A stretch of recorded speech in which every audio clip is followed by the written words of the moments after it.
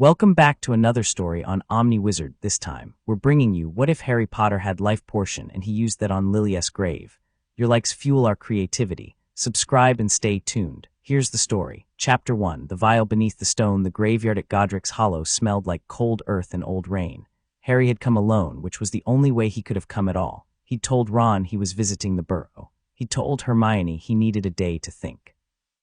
Both were half-truths, the kind he'd gotten good at over the years, not lies exactly, just incomplete pictures. The full picture was this. Every year on the 31st of October, Harry Potter came back to the place where everything ended and everything began, and he stood in front of two white headstones, and he felt something that didn't have a clean name.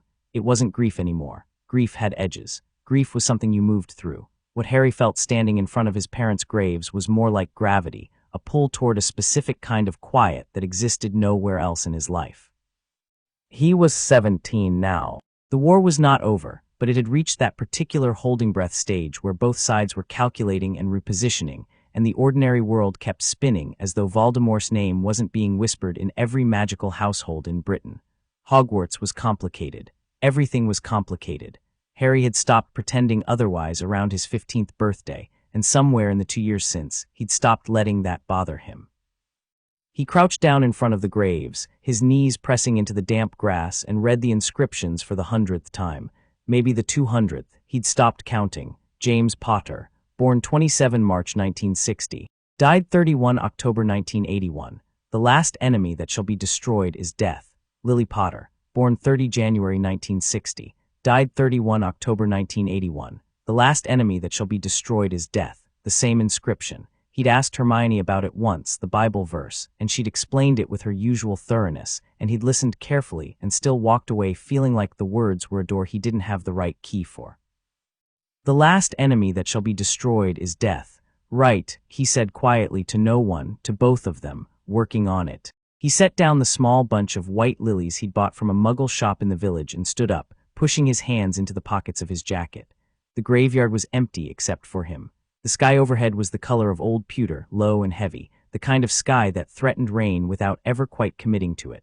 The village beyond the stone wall was quiet, a few lights in windows, the distant sound of someone's television. A normal Tuesday evening in November, except that it was Halloween, and Harry Potter was standing on the ground where his parents had been buried for 16 years. He should go. He'd done what he came to do, stood here, paid whatever it was he paid by showing up, let himself feel the gravity for a few minutes. He should go back to the safe house, eat something, maybe sleep. He didn't go. Instead, his eyes moved to the ruined house at the edge of the village. They'd left it standing, the wizarding world. Some kind of memorial, a testament to what had happened there, a reminder. Harry had always found that slightly perverse, the idea of leaving a ruin as a monument. As if the broken walls and the collapsed roof were something to be celebrated rather than mourned. He'd never gone inside.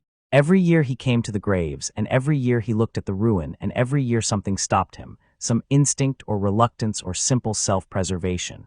This year his feet started moving toward it before he'd made any conscious decision. The gate between the graveyard and the lane was rusted half shut. He pushed through it anyway. The grass along the lane was knee-high and wet, soaking through his jeans immediately, and he barely noticed. The house grew larger as he approached it, larger and more broken, the front wall mostly intact but the upper story collapsed inward, the roof open to the sky, the windows long since emptied of glass. Someone had put a magical preservation charm on the exterior walls at some point. They were crumbling but hadn't fallen. The front door was just a frame, the wood rotted away decades ago. Harry stood at the threshold for a long moment, then he stepped inside. The ground floor was rubble and rot and wildness. Plants had grown up through the broken floorboards, some kind of ivy had claimed the interior walls, and the remains of furniture had long since collapsed into themselves. He could see the sky through the hole in the ceiling. Rain had come through that hole for 16 years, and the floor showed it, warped and dark and soft in places. He picked his way across it carefully, not entirely sure what he was looking for, only that he was looking. The staircase was mostly gone. 1 or 2 treads remained, clinging to the wall, but the rest had given way long ago. The back room, what had been the kitchen, he thought, was more intact, the walls still standing, the window frame still there though empty. He stood in the middle of it and turned slowly, taking it in. This was where they'd lived. Where his mother had made tea, and his father had read, and he had crawled around and learned to say his first words, and none of them had known that they had barely a year left. He crouched down without knowing why, pressing his palm flat to the floor. The magic hit him like a low current, a vibration in the stone beneath the rotted wood. His whole body went very still. There was something here. Harry had gotten good at sensing magic over the past 2 years, good in a way that went beyond what Hogwarts taught, beyond the standard curriculum, born partly of necessity and partly of those long hours he'd spent alone in the library at Grimmauld Place, going through books that Sirius's family had accumulated over centuries. He'd learned to feel the difference between residual magic and active magic, between old spells and fresh ones, between the ambient magical signature, a building accumulated over time, and the particular sharp-edged quality of something hidden deliberately. This was hidden deliberately. He pulled out his wand. Revelio. Nothing visible happened, but the current under his palm intensified, and then the floorboards near the base of the back wall began to shift, not dramatically, not explosively, just a quiet settling like something stretching after a long sleep. A section of floor perhaps 2 feet square lifted slightly at one edge, exposing darkness beneath. Harry moved to it and lifted the boards aside easily. Underneath was stone, foundation stone, solid and old, older than the house by the look of it. And in the stone a small hollow, carved by hand rather than by accident, the edges of the carving deliberate and precise. Inside the hollow was a box. The box was made of something that wasn't quite wood and wasn't quite metal, a material he'd never seen before, warm-toned and smooth, sealed with a clasp that had no keyhole. He picked it up. It was lighter than it should have been. He turned it over in his hands and found the inscription on the bottom, not English, not Latin exactly, something older than both, carved in fine lines that seemed almost to shift when he looked at them directly. He squinted, and the letters rearranged themselves slowly, obligingly into something he could read. For the one who comes in love and in grief. Open when the weight of loss becomes heavier than the fear of hope. Harry sat back on his heels and stared at that for a long time. Then he opened the clasp, because it opened for him without resistance, as if it had always been waiting for exactly this moment, and was mildly relieved it had finally arrived. Inside the box, nestled in material that might once have been velvet but had aged into something soft and indeterminate, was a vial. It was small, 3 inches long, perhaps, sealed with wax the color of dried flowers, the glass itself a deep amber that caught the fading daylight from the empty window and turned it into something warmer. The liquid inside moved when he tilted the vial, thick and slow and luminescent in a way that had nothing to do with the light outside. There was a second inscription, this one on a piece of parchment folded inside the lid of the box, still crisp despite what must have been decades or longer underground. Harry unfolded it carefully. Vidi Aeterna. Brewed in the 1st century of Hogwarts, founding by Helga Hufflepuff, sealed against misuse, and hidden here by those who understood that some magic must be kept for the right hands and the right moment. This potion restores life, true life, not shadow, not echo, not the pale continuation that other dark arts promise. It works once for one soul, and it requires only this, that you pour it over the place where they were laid to rest, and that you come to them with nothing held back, no fear.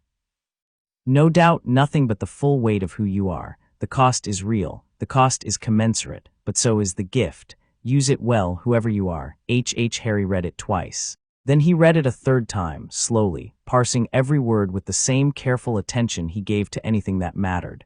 He wasn't shaking. He noticed this with a kind of distant curiosity. He wasn't shaking, his hands were perfectly steady, his mind was clear and very quiet. He'd expected, if he ever stumbled onto something like this, some impossible thing that promised the one thing he'd wanted since he was old enough to understand wanting. He'd expected panic, or desperate hope, or the particular hot-eyed overwhelming feeling he remembered from being 11 years old and seeing his parents' faces for the first time in the mirror of Arist. But he didn't feel any of that. He felt decided. He felt like a man who has been walking toward a specific destination for a very long time and has just stepped around the last corner and found it exactly where he'd always believed it would be. He thought about the warning. The cost is real. He turned that phrase over and examined it from several angles. He was a 17-year-old boy who had died once already, technically. The Killing Curse, Halloween, 1981. And then the question of what had actually happened to the piece of Voldemort's soul inside him was something he'd been quietly working through for months now. He'd been living on borrowed time by most reasonable calculations since he was a year old. The concept of cost was not abstract to him. He thought about his mother, not the image in the mirror, not the echo in the graveyard wandlight, not the ghost memory that Priori Incantatum had given him for 40 terrible and beautiful seconds. the real Lily Potter who had stood in front of a crib and chosen him, chosen to spend whatever she had left in the world on the chance that he would live. He thought, she chose me once, I'm choosing her now. He stood up, tucked the parchment back into the box, and pocketed the vial. He walked back out through the ruined house, through the lane, through the rusted gate, and back to his mother's grave, and he crouched down in front of the white headstone, and he read her name one more time. Lily Potter, born 30 January 1960, died 31 October 1981. All right, he said quietly. Here we go. He broke the wax seal with his thumbnail. The smell that rose from the vial was extraordinary, not a potion smell, not the sharp chemical tang of the potions lab at Hogwarts, but something older and cleaner and wilder, like rain on hot stone, like a forest after lightning, like something that hadn't existed in the world for a very long time. He tipped the vial slowly over the grave. The luminescent liquid poured out, catching the last of the fading daylight, and when it hit the earth it didn't sink in the way water would. It spread. It moved along the ground with something like intention, following the edges of the grave in both directions, seeping into the soil with a soft golden light that built and built until the entire grave was lit from within, pulsing with quiet rhythm, and Harry sat back on his heels and watched it and did not look away. He'd poured it with nothing held back. He'd been careful about that, had let himself feel everything as he appended the vial, the 16 years, the cupboard under the stairs, every birthday uncelebrated, every important moment where he'd looked sideways and found an absence where a mother should have been, every time he'd almost died, and the thought that had gone through his mind each time was not I don't want to die, but I never even knew her. He'd let all of it come up, and then he'd poured the potion, and the full weight of who he was had gone into the ground with it. The light pulsed faster. The earth moved, not violently, not like an earthquake or some dramatic magical catastrophe. Just a slow, deep shifting, a settling and then an unsettling, the way a sleeping person turns over. The ground above the grave rose gently, the grass parting without tearing, the soil lifting as if something beneath it were simply rising, choosing to rise, deciding that the arrangement of being underground was no longer suitable. Harry stood up. His heart was hammering. He kept his face still. The ground continued to rise, and then a hand broke the surface, pale, slender fingers, pushing upward through the earth, and Harry made himself breathe, made himself hold steady, because this was not horror, and he was not going to let the animal part of his brain treat it as such. This was not some dark resurrection, not the inferi in the cave, not anything Voldemort had ever done. This was Helga Hufflepuff's magic working as intended, ancient and clean and purposeful. A second hand, wrists, arms, and then with a sound like the world inhaling, Lily Potter sat up from her own grave. For a moment she simply existed there, upright, the earth settling around her, the golden light fading slowly back into the ground as if its job was done. She was wearing the clothes she'd died in, a simple blouse, dark trousers, things that were somehow still intact and clean, preserved by whatever magic had been at work. Her hair was red, brilliantly, vividly red, falling past her shoulders in the late autumn half-dark, and her face was the face Harry had seen in photographs, in memories in that mirror, but none of those had done justice to the reality of her, the specific way that her features arranged themselves into her. She blinked. She looked up at the sky, at the pewter clouds and the first stars just becoming visible at the edges. She looked at the graveyard around her, at the headstones and the grass, and the village lights beyond the wall. She looked down at her own hands, still half buried in the disturbed earth, and something crossed her face that Harry couldn't quite name, recognition, maybe, of her own situation, the beginning of understanding. Then she looked at him. He had his mother's eyes. He'd always been told he had his mother's eyes, and now he understood why people kept saying it, because looking at her was like looking at his own reflection from a dimension slightly sideways from his own. The same green, the same shape, the same particular quality of attention. Except hers were currently cycling through shock, confusion, awe, and something else, something that landed in the center of Harry's chest like a physical blow. She knew him. He could see her knowing him. It moved across her face like dawn. "Harry," she said. Her voice was rough with disuse, but it was her voice, clear and warm and real, and the word was barely a word, barely even a whisper, just his name in her voice in the open air, real and actual and present. Harry breathed. "Hi, Mum." She stared at him. He stared back. For about 10 seconds neither of them could do anything else, because the full weight of what this was, 16 years of separation, a death and a resurrection, a boy and his mother meeting as strangers who were anything but, was pressing down on both of them with a force that made speech inadequate. Then Lily Potter extracted herself from the earth with a kind of determined practical grace, pushing herself upright and getting her feet under her and standing up, brushing loose soil from her arms and her trousers. And the very ordinariness of that gesture, the human reflex to tidy yourself, broke something open in Harry's chest that he'd been keeping very carefully sealed. She was tall. He hadn't expected that, or rather, he hadn't thought about it, and now she was standing 2 feet from him, and she was perhaps 3 inches shorter than he was, and he was 17 years old, and his mother was looking at him with those eyes, and trying to figure out how to exist in a moment that had no precedent for either of them. "You're tall," she said, which was apparently the thing her brain also landed on first, and despite everything, despite the graveyard and the cold air and the whole extraordinary improbability of the evening, Harry laughed. A single startled laugh that he hadn't planned. "You're the second person to say that about me today," he said. "Third if you count Hagrid, but he says it every time he sees me." Hagrid. She said the name carefully, feeling it. He's fine, he's brilliant, still got the enormous beard. Something shifted in her face, relief maybe, or the particular emotion of hearing that someone you left behind is still in the world. "Good," she said. "That's good." She looked at him again, differently this time, the shock settling into something more deliberate, cataloging him.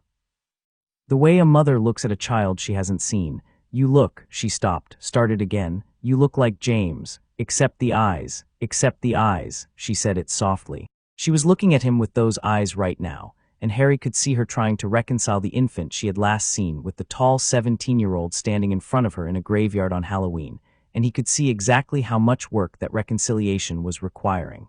"Are you?" he started. "I'm all right," she said, which might have been the least accurate statement anyone had ever made, but the steadiness in her voice was real. She pressed her hands together, and he noticed they were shaking slightly. I remember everything. Up until," she stopped. "You don't have to." "I want to." She looked at him with a directness that he recognized because he'd seen it in the mirror. "I was in the nursery. I heard him coming downstairs. I heard James." She pressed her lips together briefly, and pain moved through her face like weather. "I put you down in the crib. I stood in front of it. He told me to move. I didn't move." She said it simply, without drama, as if she were recounting a practical decision made in ordinary circumstances. "And then I woke up just now in the ground and you were standing there." She tilted her head. "How long?" 16 years. She absorbed this. Her jaw tightened slightly. "You're 17. "Yes, the war, still happening." "Voldemort?" Harry watched her face when she said the name. She said it without flinching, the same way he did, which made something in him quietly proud of her. "Still happening too." She looked around at the graveyard again, at the village, at the ruined house visible over the wall. "Where are we?" "Godric's Hollow. This is still where it was." He paused. "The house is still standing. What's left of it?" Her gaze went to the ruin and stayed there for a moment. Then she looked back at him. "How did you do this?" "The potion, I could feel it. It felt like Helga Hufflepuff." She blinked. "Sorry, Vitae Aeterna, brewed by Helga Hufflepuff in the early days of Hogwarts." Hidden under the floorboards of the kitchen. He watched understanding arrive in her face. "I found it tonight. I came here every year on October 31st. I've never gone inside the house before. Tonight I did, and it was there, and the inscription said it would work for the right person," and he stopped, shrugged. "I used it." Lily was staring at him with an expression he couldn't entirely read. "You didn't hesitate," she said. Not a question. She could see it on him. "Number, you read the inscription about the cost." "Yes, and you didn't hesitate." "Number." She studied him for a long moment, and then she did something that undid him completely, simply and without warning. She closed the 2 feet of distance between them and put her arms around him, and Harry stood very still for approximately 1 second, the way a person does when something they have wanted for their entire conscious life actually arrives, before his arms came up and he held on, and neither of them said anything, because there was nothing adequate to say. She was real. She was warm and solid, and she smelled like rain on stone, like the potion, like something he had no name for but would remember for the rest of his life. He was taller than her by those 3 inches, and he could feel how fiercely she was holding on. They stood like that for a while in the graveyard at Godric's Hollow, while the stars came fully out and the village went quietly about its evening, and eventually Lily pulled back just far enough to look at his face, and her eyes were wet, and she didn't seem embarrassed about it. "Tell me everything," she said. "That's going to take a while. I'm not going anywhere." A flicker of something crossed her face, dark humor inherited clearly, presumably. Harry huffed a breath. "Right, okay." He glanced around the graveyard. "Maybe not here, though." "Agreed. Somewhere warm would be nice." She looked down at her clothes. "Also, I appear to be covered in grave dirt. I know a place." He hesitated, then reached out and took her hand, not tentatively, not as a test, just as a straightforward fact. She looked down at their joined hands and then up at him and said nothing, which was the right response. Can you apparate, or I mean do you? I could apparate in my sleep. She looked at their joined hands again, then at him. Lead on then. He looked at her for one more second, just to make sure she was still real, still there, still his mother standing in the graveyard at Godric's Hollow, with dirt on her trousers and stars overhead. She was. He apparated them both. They landed on the outskirts of a village 15 miles away, the edge of the wards around a modest safe house that the Order had set up months ago, and Harry had gradually colonized to the point where it was more his than anyone else's. It was a small stone cottage, unassuming from the outside, bristling with enchantments that Harry had spent 3 weeks layering personally. The protective magic recognized him immediately, the wards parting for him like a door rather than a barrier, and he felt them pause and then extend the same courtesy to Lily, which told him something interesting about how the magic had read her. Inside, the cottage was warm, lit by lamps that had come on automatically. It was tidy enough, lived in but not chaotic, books and parchment on the table, a fire laid but unlit in the grate. Harry got the fire going with a flick of his wand and turned to find his mother standing in the middle of the room, looking at everything with the focused attention of someone who has walked into a situation that requires rapid assessment. He could see her doing magic intuitively, not with a wand, just small unconscious things, the way very powerful witches sometimes did. The lamp nearest her brightened slightly when she looked at it. The draft from under the door stopped. Nothing dramatic, nothing deliberate, just the ambient expression of magic responding to a powerful presence. Sit down, Harry said. I'll get tea. She sat. He made tea properly with a kettle because the magical shortcut never tasted the same, and he'd developed opinions about this over the past couple of years of living semi-independently. He brought 2 mugs to the table and sat across from her, and for a moment they just looked at each other in the warm firelight. Lily wrapped both hands around her mug. All right, she said. Start from the beginning, and don't leave things out because you think they'll upset me. Harry considered her for a moment. You sure about that? Been dead, Harry. I think I can handle a conversation. He started from the beginning. He told it straight, without softening and without dramatizing, the way he'd never quite managed to tell it to anyone else because everyone else required managing. Ron needed it to not be too dark. Hermione needed it to be logical and ordered. The adults needed it to be sanitized so they didn't panic and do something counterproductive. He'd never told the whole story to someone who could simply receive it. Lily received it. She sat with her tea and listened, and her face did things. Went tight during the Dursleys, went very still during the details of third year, and when he described what he'd seen in Dumbledore's pensive about his father, a complicated expression crossed her face that wasn't quite anger and wasn't quite grief and wasn't quite pride and was probably all three. He told her about Sirius and watched pain move through her face like a physical thing. He told her about the Department of Mysteries and the Veil. He told her what he'd been quietly working out about the piece of Voldemort's soul that had been living inside him since 1981, working it through in Dumbledore's books and in the private magical research he'd been doing over the past year. The Horcruxes, what they were, what it meant. Lily set down her mug very carefully when he finished that particular section. You knew, she said, not an accusation, something else. I suspected. Hermione figured it out properly. She just doesn't know she figured it out, because she didn't have the specific piece about Horcruxes. I've been trying to work out whether there's a way to remove it that doesn't involve me dying. And have you? Almost, he met her eyes. Give me a few more weeks. She stared at him. You're 17. I'm aware. You're sitting here telling me you've been quietly solving the problem of the Dark Lord's soul fragment inside your own head alone for a year, and you're 17. I had Hermione and Ron and the books. He paused. And in fairness, Voldemort wasn't exactly quiet about his intentions, so working against him hasn't exactly been optional. Lily was quiet for a moment. Then she said, very precisely, tell me about Dumbledore. Harry looked at her over his tea. There was something knowing in the way she'd asked it, something that said she'd already picked up more than he'd explicitly told her. He's brilliant, Harry said carefully. Brilliant and powerful, and he genuinely believes he's doing what's best for the greater good. A pause. He knew about the soul fragment. He's known for years. He's been managing the situation, including managing me. Managing you how? Not telling me things. Letting me walk into dangerous situations because it served a larger strategy. He said it without bitterness. It was just the shape of the situation, and he'd long since stopped being wounded by it. He cares about me. I believe that. But I'm also a piece on a board he's been playing for 40 years, and he has trouble separating those two things. Lily's eyes had gone very green and very focused. Does he know you're aware of that? He suspects I've figured more out than I've told him. A small smile. We have a sort of unspoken negotiation going. He gives me what I need when I ask for it directly. I don't tell him everything I know. It works reasonably well. That's a very cold-eyed way to handle your headmaster. He's not just my headmaster. He's the man who's been running this war for decades and who put a 1-year-old in a cupboard on Privet Drive because the magical protection would be stronger if I grew up miserable. He said it evenly, watching her face. I don't resent him for it. I understand the logic. I just don't make the mistake of thinking his priorities are the same as mine. Lily was very still. A cupboard, she said, under the stairs until I was 11. He met her gaze. It's fine, I'm fine.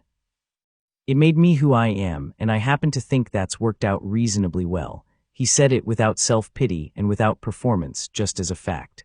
But you asked about Dumbledore, and that's the full picture. She breathed out slowly. The fire popped. Outside, the wind picked up, rattling the window in its frame, and the cottage held them both in its warm circle of light, while Lily Evans Potter sat across from the son she'd died for and understood, slowly and clearly, exactly who he had become. He hadn't become James. He hadn't become her. He'd become himself, this specific, particular person sitting across from her, who had somehow managed to grow up without parents and without safety into someone who was neither angry nor broken, who thought clearly and felt deeply, and carried 16 years of solitude as bedrock rather than wound, who had spent a year quietly working out how to save his own life on his own terms, and hadn't stopped to feel sorry for himself once. She looked at the hands around his mug, steady, scarred lightly at the knuckles, capable. She looked at his face in the firelight, James's face, her eyes, and something behind all of it that was entirely his own. "You're extraordinary," she said quietly. He looked faintly uncomfortable. "I've just had a lot of time to think. Harry." She said his name the way she had in the graveyard, like it meant something. "I need you to understand that I'm not here to be fragile. I'm not here to need protecting or managing or worrying about. I'm a very good witch, and I've apparently been given an extraordinary second chance, and I want to know what we're going to do with it." He looked at her for a moment. Then the corner of his mouth lifted. "Funny you should say that. Tell me." He leaned forward, elbows on the table. "The Horcruxes, I have a list. I've found 2 already. I know where 3 others are likely to be, and I have a theory about the last one that nobody else has worked out yet. Dumbledore is working the same problem but slower because he doesn't have all the information I have, because I haven't given it to him." He paused. "The soul fragment inside me is the problem. I need to remove it without destroying myself. I think it's possible, but the magic involved is ancient," Lily said. "Life magic. The same family as what Hufflepuff used." Harry stared at her. "You know about that? I wrote my thesis on ancient life magic. It was," she stopped, something private crossing her face. "It was what I was researching the summer before James and I went into hiding. Protective magic, sacrificial enchantments, the way love functions as a literal magical force rather than a metaphorical one." She met his eyes. "It's what saved you. What I did, I knew what I was doing. Partially. I knew that the magic of a willing sacrifice made in love was something older than any dark arts, and I thought," she shook her head, "I didn't know it would work the way it worked. But the principle is the same family of magic as what brought me back." Silence. "So you could help," Harry said. "I could help," she agreed. "With the soul fragment, with the Horcruxes, with..." She paused. "Harry, does anyone else know you're here tonight? Do they know about the potion? Number, we should tell Hermione and Ron." "Yes, tonight or tomorrow." "Tomorrow." He looked at her. "Tonight I think we can just..." He didn't know how to finish that sentence. "Yes," she said quietly. "Tonight we can just..." She picked up her tea. "Now tell me about your friends. Tell me about this war from the beginning. Don't leave anything out." She paused. "And is there anything to eat?"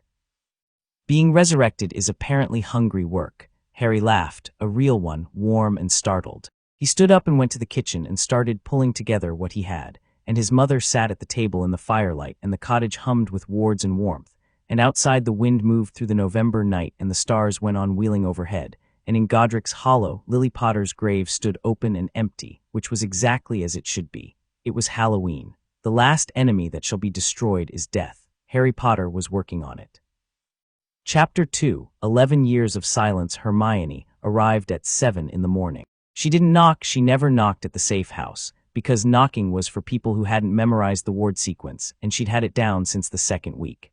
Harry heard the wards part for her, heard her footsteps on the path, heard the door open, and didn't move from where he was sitting at the kitchen table with his 3rd cup of tea and a piece of parchment covered in his own handwriting. What he did do was glance at the doorway to the small back bedroom, where Lily had fallen asleep around 2 in the morning, in the middle of a sentence about the theoretical applications of sacrificial magic, and quietly pull that door shut before Hermione came through the kitchen entrance. He wasn't ready for that conversation yet. He wanted one more hour. "You didn't come back to the burrow," Hermione said by way of greeting, dropping her bag on the table and pulling off her scarf. Her hair was doing its early morning thing, enormous and untamed, and she had the look she got when she'd been worrying, a slight tightness around the eyes, a precision to her movements that said she'd been keeping herself busy to avoid feeling the worry too directly. "Ron said you probably just stayed at the safe house, but I said we should have heard from you by now and—" She stopped. She was looking at the table. Specifically at the two mugs on the table, both used, one of them lipstick-free and one of them not. Harry didn't wear lipstick. Hermione stared at the mugs, then she stared at Harry. Her face did something complicated. "Harry, sit down, Hermione. Is there someone?" She stopped, started again. Are you Harry? Is someone here? Sit down." She sat down, which was testament to how alarmed she actually was, because Hermione's default response to alarming situations was movement and research and productive action, not sitting. She sat very still with her hands flat on the table and looked at him with those sharp brown eyes and waited. He told her. He watched it move through her the way a seismic event moves through the ground, the initial shock registering first in her eyes, then the rapid information processing that was so essentially Hermione, then the wave of emotion she tried to hold back and mostly succeeded, then the cascade of questions that she physically held in her mouth until he'd finished, which was an act of extraordinary self-control that he appreciated deeply. When he finished, she said, "The Vidi Aeterna is mentioned in advanced magical theory as a theoretical potion. Dippet's footnotes. He said it was legend. Dippet was wrong. Apparently." A pause. "Harry, the cost, I know." "What did the inscription say exactly?" "Commensurate. That's, I know, Hermione. That could mean anything, a year of your life, a decade. It could mean a lot of things." He met her eyes. "It means a lot of things is better than the alternative, which was leaving her in the ground." Hermione looked at him for a long moment, and whatever she saw in his face made her close her mouth. Then she said, quietly and carefully, "I would have done the same thing. I know. Ron's going to lose his mind." "I know that too." A sound from the back of the cottage, the door of the bedroom, the soft footfall of someone who'd just woken up. Hermione's eyes went to the hallway and stayed there, her hands pressing flat on the table, and Harry watched her face as Lily came through the kitchen doorway. Lily had done something with her hair, pulled it back, somewhat controlled, though strands were escaping at the temples. She was still in yesterday's clothes. She looked like someone who had slept hard and woken up in a situation that required immediate orientation, and she was orienting rapidly, her eyes moving around the kitchen and landing on Hermione with the same focused assessment she'd turned on Harry in the graveyard. Hermione had gone completely still. She was staring at Lily with an expression Harry had never seen on her before, pure, unguarded, overwhelmed. The expression of a person whose intellectual framework for the world has just been handed evidence that doesn't fit anywhere. "You must be Hermione," Lily said. Her voice was warmer than it had been last night. Sleep had given it back some of its texture. "Harry's told me a great deal." Hermione started, stopped, tried again. "Mrs. Potter, Lily, please." "Mrs. Potter makes me feel like I should be grading papers." She moved to the kettle, checked its weight, set it on the stove with the ease of someone who had been doing this particular action her whole life. Then she turned and leaned against the counter and looked at Hermione properly. "You figured out that the soul fragment in Harry is a Horcrux." Hermione blinked. I haven't, I've been researching soul magic in the theory of." She stopped, looked at Harry. "Did you tell her He told me you'd reached the conclusion without having the specific vocabulary," Lily said. "Your research path is sound. You're missing one source, Secrets of the Darkest Art, the 1312 edition. There's a chapter on soul division that was censored out of the 1489 revision. It will confirm what you already know." She paused. "Dumbledore has the original edition in his office, second shelf from the bottom, behind the sneakoscope." A long silence. "Right," Hermione said, very quietly. "She's been helping me with the theory," Harry said. "I can see that." Hermione looked between them and something in her face adjusted itself. She was recalibrating, rebuilding the framework with this new information in it. Harry could almost see the process happening behind her eyes. "The soul fragment," she said to Lily. "The reason it's been so hard to theorize a removal method is that it's bonded to Harry's own magical signature. They've been cohabiting, essentially, for 16 years. Any magical assault would risk damaging his core." "Yes," Lily nodded. "But a magical assault isn't the right approach. It's a life magic problem, not a combat magic problem." She looked at Harry. "I was thinking about it while I slept." "You were thinking about magical theory in your sleep." I was also apparently thinking about it for 16 years in the ground because I woke up with 3 ideas that seem promising. She glanced at Hermione. If you want to work through them, I could use someone with a solid theoretical background. Hermione straightened up approximately 1 centimeter, which was her equivalent of leaping to her feet with enthusiasm. Yes, obviously. When would you? After breakfast, Lily said. I'm ravenous. Where do you keep the bread? Harry pointed at the cupboard. She made toast. She made it for all 3 of them, moving around the unfamiliar kitchen with a kind of determined competence, and Harry sat at the table and watched his mother make toast in the safe house, and Hermione sat beside him watching the same thing, and at some point Hermione reached under the table and gripped Harry's arm once briefly, which was her version of an extended and eloquent speech about how she felt about all of this. He nodded. She let go. Ron arrived 40 minutes later. Harry heard him at the wards first, the characteristic way Ron always came in slightly too fast, as if he'd been running, which he often had been. The door opened. Ron came through. He was wearing a Chudley Cannon's jumper with a hole in the left elbow, and he had bed hair, and his eyes went immediately to Hermione with the slightly wounded expression of someone who had woken up to find her already gone, which was almost sweet, and then his gaze moved to Lily. Ron stopped. He stood in the kitchen doorway and stared at Lily, and Lily looked back at him from her chair at the table. She'd taken Harry's usual seat, which felt meaningful somehow, like she was claiming space, and Ron's face went through approximately 8 distinct phases of emotion in about 4 seconds. That's, he pointed at Lily, lowered his arm. That's Harry's, he looked at Harry. That's your mum.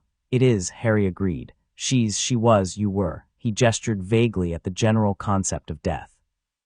She was, Harry said. She isn't now. Ron turned back to Lily. Ron was not a man of small feelings. Everything he felt was large and immediate and plainly visible, which Harry had always privately loved about him. Right now what was visible was a kind of enormous wonder. Mrs. Potter, he said. I'm Ron Weasley. My mum used to. He stopped. She's going to absolutely lose it when she finds out about this. In a good way, I mean, she used to talk about you. She's going to. You're Arthur and Molly's youngest son, Lily said. Her face had done something complicated at the mention of Molly. I went to school with your brothers Bill and Charlie. Ron looked like Christmas had come early, possibly late, and possibly from an entirely unexpected direction. He sat down at the table with the stunned energy of someone who needed a moment, and then he said to Harry, when did you know? Yesterday, Halloween, the house at Godric's Hollow. Harry held up his hand. Let me explain it once more. He explained it once more. Ron listened with his elbows on the table and his expression moving between awe and a kind of fierce gladness. And when Harry finished, Ron looked at Lily and said, very simply, I'm glad, I'm really glad. Lily looked at him. Thank you, Ron. Also, Ron said to Harry, I told you something was going to happen last night. I said to Hermione, I said, Harry's gone quiet some things. You said he was probably visiting the graves and getting maudlin, Hermione said. I said he was contemplative, which is different and which turned out to be correct, didn't it? You said maudlin. I said, Ron stopped, looked at Lily. I said contemplative. Lily's mouth was doing something that was either suppressed amusement or the early stages of a smile. He has your father's gift for revisionism, she said to Harry. Does Dad do that? A pause. The word Dad had landed in the room with a particular weight. Harry had said it the same way he always thought it, past tense, historical, present only in the shape he'd left behind, and Lily absorbed it without visible reaction, which was its own kind of reaction. He absolutely did, she said. He was a wonderful, infuriating revisionist. She wrapped her hands around her fresh mug. He used to, she stopped. We'll have time for that later. Tell me about where things stand. The Order, Voldemort, the Horcruxes. I need the operational picture. Ron looked at Harry. She said Voldemort without flinching. I noticed. Your mum is brilliant. Also noticed. Can we focus? Hermione said. They focused. The morning passed in a way that Harry hadn't experienced before, not the comfortable, familiar rhythm of working with Ron and Hermione, which had its own well-worn grooves, but something new and more charged. Lily was not a passive presence. She asked questions that cut straight to the structural core of every problem, and her knowledge base was extraordinary in specific areas: ancient magic, protective enchantments, the deep theory of sacrificial and life magic, while being genuinely absent in others, 16 years of magical world developments being a significant gap. She and Hermione discovered each other with the particular intensity of 2 people who have found a mind that can actually keep up. And within an hour, they were talking so fast, and with such layered references, that Harry and Ron had largely retreated to the adjacent conversation of 2 people who are comfortable being slightly in over their heads. They're going to take over the world, Ron said quietly to Harry, watching Lily and Hermione cover two pieces of parchment in interlocking theoretical diagrams. Probably, Harry agreed. He felt something warm and strange and complicated, watching his mother across the table. She was here, she was real. She'd been awake for less than 12 hours, and she was already systematically dismantling the problem he'd been quietly working on for a year, finding angles he hadn't found, connecting threads he hadn't connected. He hadn't expected that, or rather, he'd expected her to be real and present and alive, but he hadn't fully anticipated that she would be this specific formidable person, this extraordinary witch with this precise and fearless mind. He'd been carrying a photograph and an idea. The actual person was larger than both. She looks like you, Ron said, or you look like her, I suppose. The eyes, not just the eyes, Ron glanced at him. She listens the same way you do.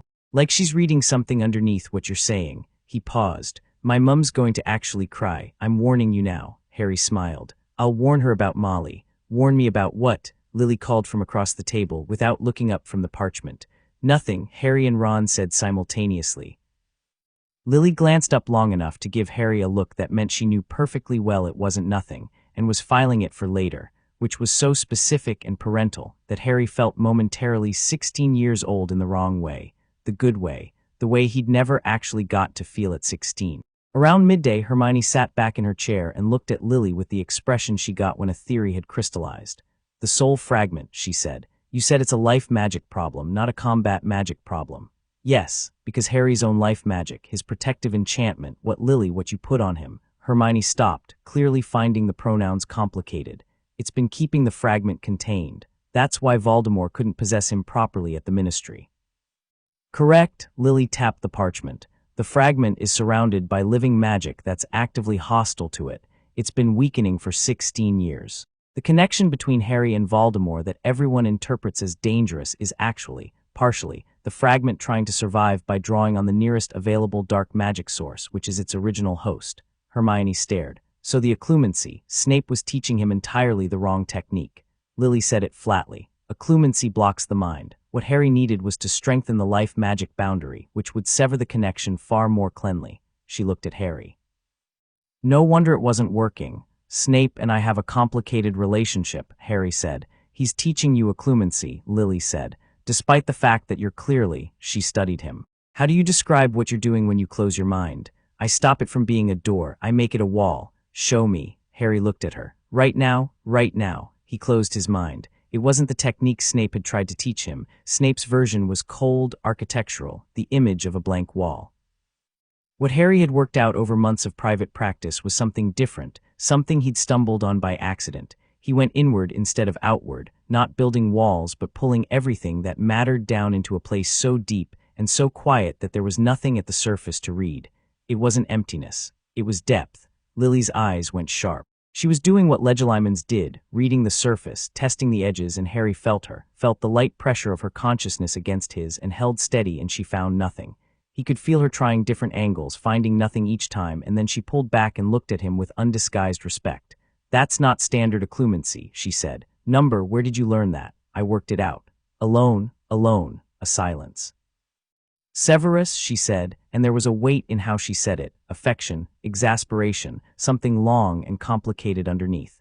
He always taught as if emotion was the enemy. He'd have driven you in entirely the wrong direction. He drives me in entirely the wrong direction quite reliably, yes. He means well, Lily said, in his particular sideways fashion. She paused. He'll need to know I'm back. That conversation, Ron said, is going to be something. I'll do it, Harry said, on my terms, on my timeline. He met his mother's eyes. Before Dumbledore, Lily held his gaze. You want to establish facts on the ground before Dumbledore can reframe the situation. I want you to have time to orient yourself before someone else starts making decisions about what happens to you. He paused. Dumbledore is going to have opinions. He's going to want to take point on this. He's very good at taking point on things in ways that seem like they're in everyone's best interest, but are actually in the interest of the larger strategy. You think he'd use me. I think he'd try to protect you in a way that's functionally equivalent to controlling you, and I think he'd do it with complete sincerity and genuinely good intentions. Harry looked at her steadily. I'd rather you get a week first. Get your footing. Understand what you are in this situation before he starts telling you. Lily looked at him for a long moment. When did you get this good at reading people? Survival skill, he said. I've had a lot of practice. She leaned back in her chair and turned her mug slowly in her hands. You know he'll notice on his own. If not this week, then the next. The magical world is going to feel the disturbance from what you did last night. I know, I'm not trying to keep it secret forever. I'm trying to get 30 days. He paused. Maybe 3 weeks. 2, Lily said. 2.5. Deal. She said it immediately, which was how Harry discovered that his mother negotiated the same way he did, opening with the real position and moving only a little. Hermione looked between them with an expression that was half amused and half worried. While you two are dividing up time, can I say something? About the cost of the potion. The table went slightly quieter. Commensurate, Harry said. Commensurate to what, though? Hermione laid both hands flat on the table, her thinking posture. The potion restores a life. Helga Hufflepuff was very specifically not a dark witch. She wouldn't have built a death payment into it. But life magic doesn't work for free. Something equivalent has to move. She looked at Lily. Do you feel anything different, physically, magically? Lily considered this with genuine seriousness. My magic feels, she paused. More, not different in kind, but in amplitude. It was already, she glanced at Harry. I was considered a very powerful witch. You were considered one of the best witches of your generation, Hermione said matter-of-factly.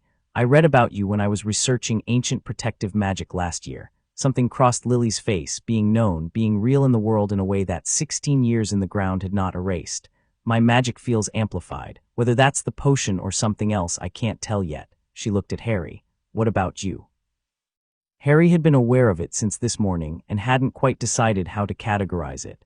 It was subtle, a slight increase in the pressure behind his eyes, the particular sensation he associated with magical expenditure, except he hadn't expended any magic. Like his reserves were working harder than they should be at rest. Fine, he said. Harry, Hermione said. Slightly not fine, he said, but it's minor, manageable. Lily was looking at him with the expression he was starting to recognize, the one that meant she was receiving the full picture under the surface of what he'd said. The cost is already happening, she said, not a question. It's a small cost, he said. I'll manage it. We'll manage it, Lily said, with a precision that closed the matter. Ron looked between them again. He'd been quieter than usual through most of the morning, not from discomfort, but from the particular way Ron listened when something mattered, deeply and thoroughly, taking it all in. Now he leaned forward. Can I ask something? Always, Lily said. Do you remember, were you aware of anything? While you were, he gestured vaguely. Lily was quiet for a moment. I don't know how to answer that exactly, she said slowly. There wasn't nothing. But I don't know if I can describe what it was, because I don't have the right. She stopped. Tried again. James is at peace. She said it clearly and steadily. Whatever it is that comes after, it's good. I can tell you that much. The kitchen was very quiet. Ron's expression was the most open Harry had ever seen it, raw and gentle and real. That's good, he said. That's really good. Lily nodded once. Harry said nothing. The fire in the grate had burned lower, and the morning light through the kitchen window had shifted toward midday gold, and the four of them sat in it together. A dead woman back in the world, a boy who'd brought her back, and the two people who loved him enough to follow him into the extraordinary without hesitation. Harry thought about his father, which he usually only allowed himself to do at the graves. He thought about what Lily had just said, and he let it land, really land, in the way that things usually couldn't because there was always something more urgent. James Potter was at peace. James Potter was somewhere that was good. The grief that had lived in Harry's chest since he was old enough to understand what he'd lost adjusted itself, not gone, but different in shape, less like a wound and more like a scar. He stood up and collected the mugs and went to refill the kettle, because something needed to be done and tea was what there was. They spent the afternoon working. Lily and Hermione took the theoretical framework of the soul fragment removal and began building it into something approaching a methodology, covering parchment with notes in 2 different handwritings that were, Harry noticed with a private smile, strikingly similar in their density and precision. He and Ron worked on the Horcrux list, the objects they'd identified, the locations they suspected, the order of operations that would minimize risk and exposure. It was the kind of work that would have felt abstract and overwhelming 6 months ago and now felt like logistics, like a problem with a shape that could be addressed systematically. Ron was good at logistics. People underestimated this about him. They saw the chess playing and filed it under games without recognizing that the same mind that moved pieces across a board with strategic precision was the same mind that could look at a complex problem from the position of what needs to happen and in what order. Harry had been relying on it for years. If the locket is where you think it is, Ron said, running his finger down the list, then that's the most dangerous retrieval by far. The cave is heavily protected. Dumbledore went himself last time. I know, I'm not going the same route he went. Ron looked at him. You have another route. I have a theory about another route. I've been researching the Black family magical records. Creature knows things about Slytherin's cave that he won't tell Dumbledore but will tell me, because he respects the heir of the Black family in a twisted sort of way. He paused. Also because I've spent 8 months treating him like a person rather than a piece of furniture. Has that worked? Remarkably well. Ron shook his head, marveling. You're terrifying sometimes, you know that? I prefer efficient. Efficient and slightly terrifying. From across the table, Lily said, without looking up, he gets that from James, not from me. Mum, Harry said, I'm just saying. James was deeply efficient in a way that regularly terrified the teachers. She glanced up briefly. It's a compliment. I know, Harry said. It still counts as embarrassing. She went back to her parchment, smiling. Harry looked at that smile and looked at the fire and felt the particular quiet of something new settling into the normal. She was real. She was here. She was making the kind of offhand parental comment that he'd heard Ron's mum make 1,000 times, and that had always produced in him a complex combination of warmth and ache, and now there was no ache, just warmth. The cost was there, pressing gently behind his eyes. He ignored it. By evening they had covered the kitchen table in 3 layers of parchment, and drunk enough tea to sink a modest boat, and Hermione had sent a small, carefully worded message to Grimmauld Place, saying she was staying at the safe house overnight, which would satisfy the order without revealing anything. Ron had gone back to the burrow briefly to collect some things, and returned with enough food to feed the 4 of them for 3 days, because his relationship with preparedness expressed itself primarily through groceries. Lily had spent 2 hours in the afternoon alone in the back garden, which Harry had watched through the kitchen window without comment. She'd stood in the last of the November sun with her eyes closed and her face turned upward, and magic had moved around her in the slow, deep way it did around very powerful witches who weren't doing anything in particular, like weather, like tide. He thought she was readjusting, taking the full measure of being alive in a body in the world again after 16 years and doing it in her own way. When she came back in, she looked steadier, more present, as if the afternoon had been about planting her feet. The magic is different, she said, not upset about it, just noting it. My signature is, there's a new note in it that wasn't there before. The potion, Hermione said immediately. Possibly, or she looked at Harry. There's a note in your magic that resonates with it. I noticed it this morning. We're harmonically linked in a way that goes beyond the standard mother-child magical bond. Harry filed this away. The sacrificial enchantment, maybe, or the potion adding something to what was already there. She sat down and picked up the piece of parchment she'd been working on. I want to understand it before we draw conclusions. The evening moved into night. They ate the food Ron had brought. He'd included his mother's chicken soup, somehow still warm in a sealed pot, and the look on Lily's face when she tasted it was private and complicated in a way Harry didn't try to read. Hermione produced a bottle of wine from her bag, because Hermione's bag contained a great many things, and they sat around the fire, and the conversation moved away from war and theory and into something more ordinary. Ron told Lily about the burrow in the way he always talked about home, with complete ease and unself-conscious love, as if the burrow's chaotic warmth were simply the natural state of the world and everywhere else was making do. Lily listened with her wine and her attention and asked questions that made Ron light up, because there is nothing Ron Weasley responds to better than someone being genuinely interested in his family. Hermione told Lily about Hogwarts as it was now, the political complications, the way certain teachers had changed and certain things had stayed stubbornly the same, and Lily interjected occasionally with stories from her own time there that made the castle sound both exactly the same and completely different. Harry mostly listened. He sat in his chair by the fire and watched his mother talk to his 2 best friends, and he let himself feel it, the thing that had been building since the moment she sat up in the graveyard, the thing that was too large and too important to be called by any small name. He let it fill up the space in him that had always been that specific shape and had always been empty. He let it simply be real. Later, when Ron and Hermione had gone to bed, Ron on the sofa, Hermione in the second bedroom, the cottage making do with its limited space in the cheerful improvised way of places that are used to housing more people than they were built for, Harry sat up with his mother by the dying fire, and the conversation went quiet and personal in the way it only could at that hour, with the world contracted to one warm room. Tell me about them, he said. You and Dad, before. Lily looked at the fire for a moment. Then she began to talk, and Harry listened, and the night went on around them, full of firelight and history, and the voice of a woman who had been silent for 16 years and had 16 years of things to say. She told him about James in their 7th year, the specific moment she'd stopped being annoyed by him and started seeing him properly, a Tuesday afternoon in October, she said, when he'd done something quietly kind for a first-year Muggleborn who was being tormented, done it with no audience and no performance, and she'd watched from the library window and revised her entire assessment of who he was.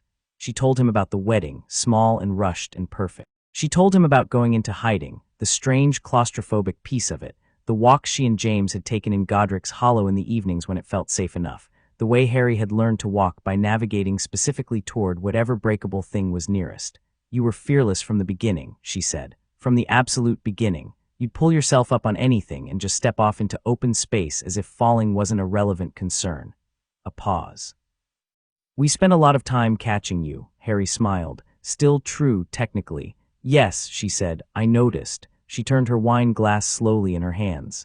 I'm not going to tell you I understand everything you've had to do or everything you've had to be. I wasn't there for it and I can't pretend I was. But I want you to know, she looked at him directly. I want you to know that who you are is not a tragedy. I know that's how people tell the story. The orphan boy, the terrible childhood, the weight of the prophecy. I know that's the shape it has when people look at it from outside. She paused. But I look at you and I see someone extraordinary who is exactly who he should be. And I need you to know that I see that's what I see. Harry was quiet for a moment. You've been awake for about 18 hours. I'm working fast. You don't have to, he looked at her. We have time. She held his gaze and something moved in her face, a specific, private expression that was entirely new, that he hadn't seen in any photograph or memory or ghost echo, and that he recognized immediately as being the particular expression of someone who has been given something they'd stopped expecting. Yes, she said, we do. The fire burned low. The cottage held the quiet. Outside, the November night went on, cold and dark and indifferent, but in here there was warmth and company, and the sound of someone's breathing that he'd wanted to hear his whole life.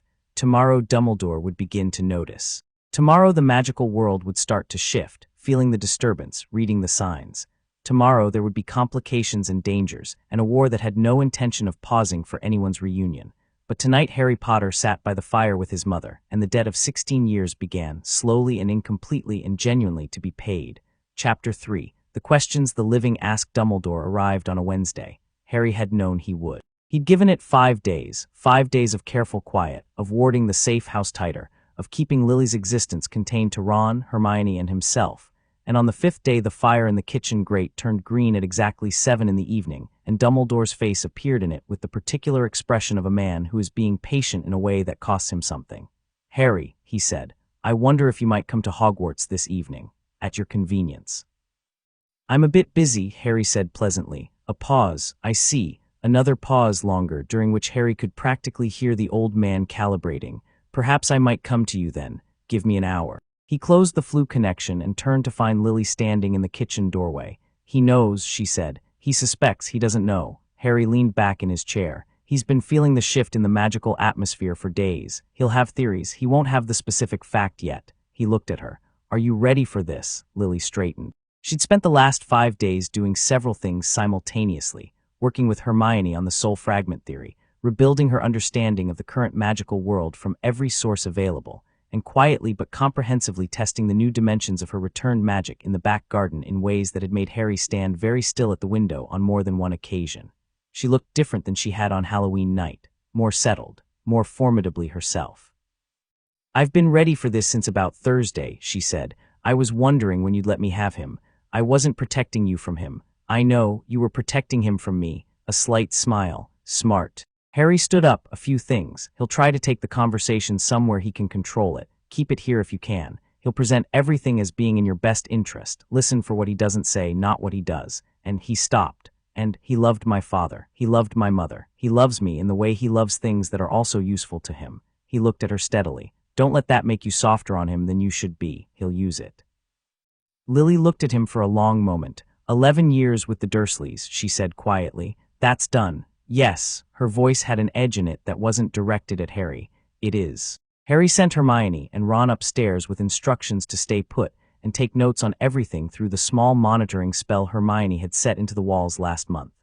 Then he sat back down at the kitchen table and waited, and 53 minutes later, not 1 hour, not 40 minutes, 53, the fire turned green again, and Albus Dumbledore stepped through it into the kitchen of the safe house. He was, as always, immediately the most significant presence in any room he entered. It wasn't something he performed, it was simply the accumulated weight of who he was, decades of power and learning, and consequence settling around him like atmosphere. The silver hair, the half-moon glasses, the eyes that were currently doing the thing Harry had always privately called the telescoping, where they focused on you as if no one else existed and everything you'd ever done was visible and carefully considered. Those eyes found Lily. Dumbledore went still. It was not a dramatic stillness. It was the stillness of a man with extraordinary self-control encountering something that exceeded it, briefly and completely. Harry watched it happen across the old man's face, the recognition, the shock underneath the recognition, the rapid recalibration, and then the composed settling of someone who has decided how they're going to play this before they've fully processed what this is. "Lily," he said. "Professor," she said. She hadn't moved from the kitchen doorway. She was leaning against the frame with her arms crossed and her expression open and watchful, and she looked, Harry thought, like exactly what she was, a brilliant, powerful witch who had come back from the dead and spent 5 days getting her bearings and was now ready to have a conversation she'd been preparing for. Dumbledore turned to Harry. "When, Halloween night, the vidi aeterna, not a question." His eyes went briefly distant in the particular way they did when he was cross-referencing something enormous. "I knew it had been brewed. I didn't know it had been hidden there." He paused. "I should have looked more carefully." "Yes," Harry said, "you should have." A silence. Dumbledore moved to the table and sat down without being invited, which was his way, not rude, simply the assumption of a man accustomed to belonging wherever he went.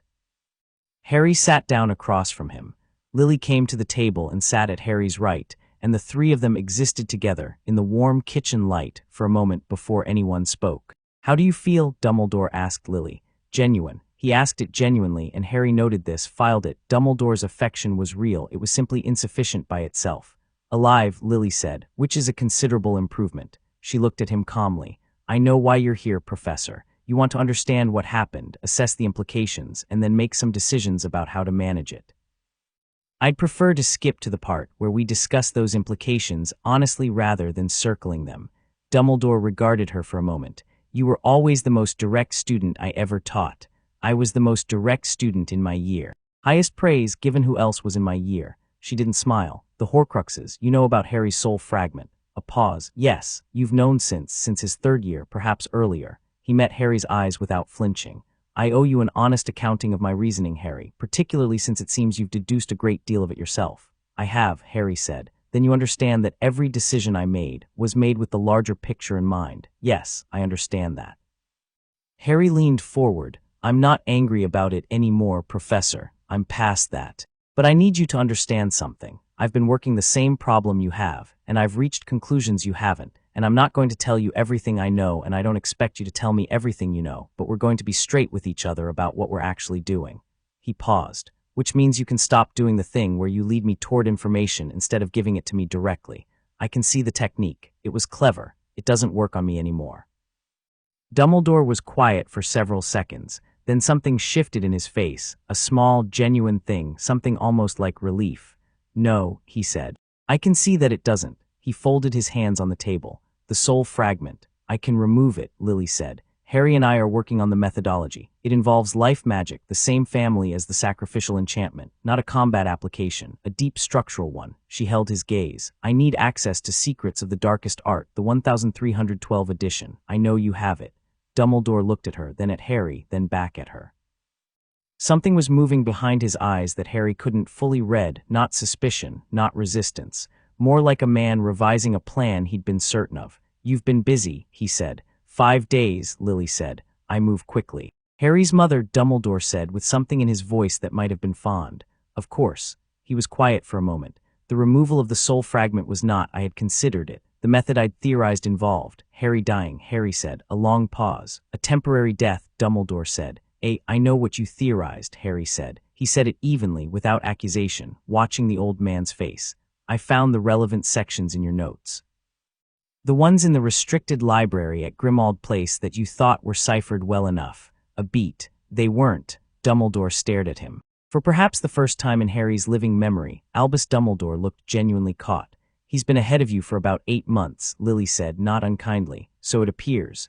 Dumbledore sat with that for a moment. The method you're developing, it's viable. Increasingly, Lily said. The magical theory is sound. The application requires precision and time, roughly 3 more weeks before we're ready to attempt it. She paused. Harry will not die, not for this. I will not allow the price of defeating Voldemort to be my son's life, and I will not allow anyone to tell me the math requires it, because the math only requires it if you're working with limited variables, and I am now in possession of variables that were not previously in play.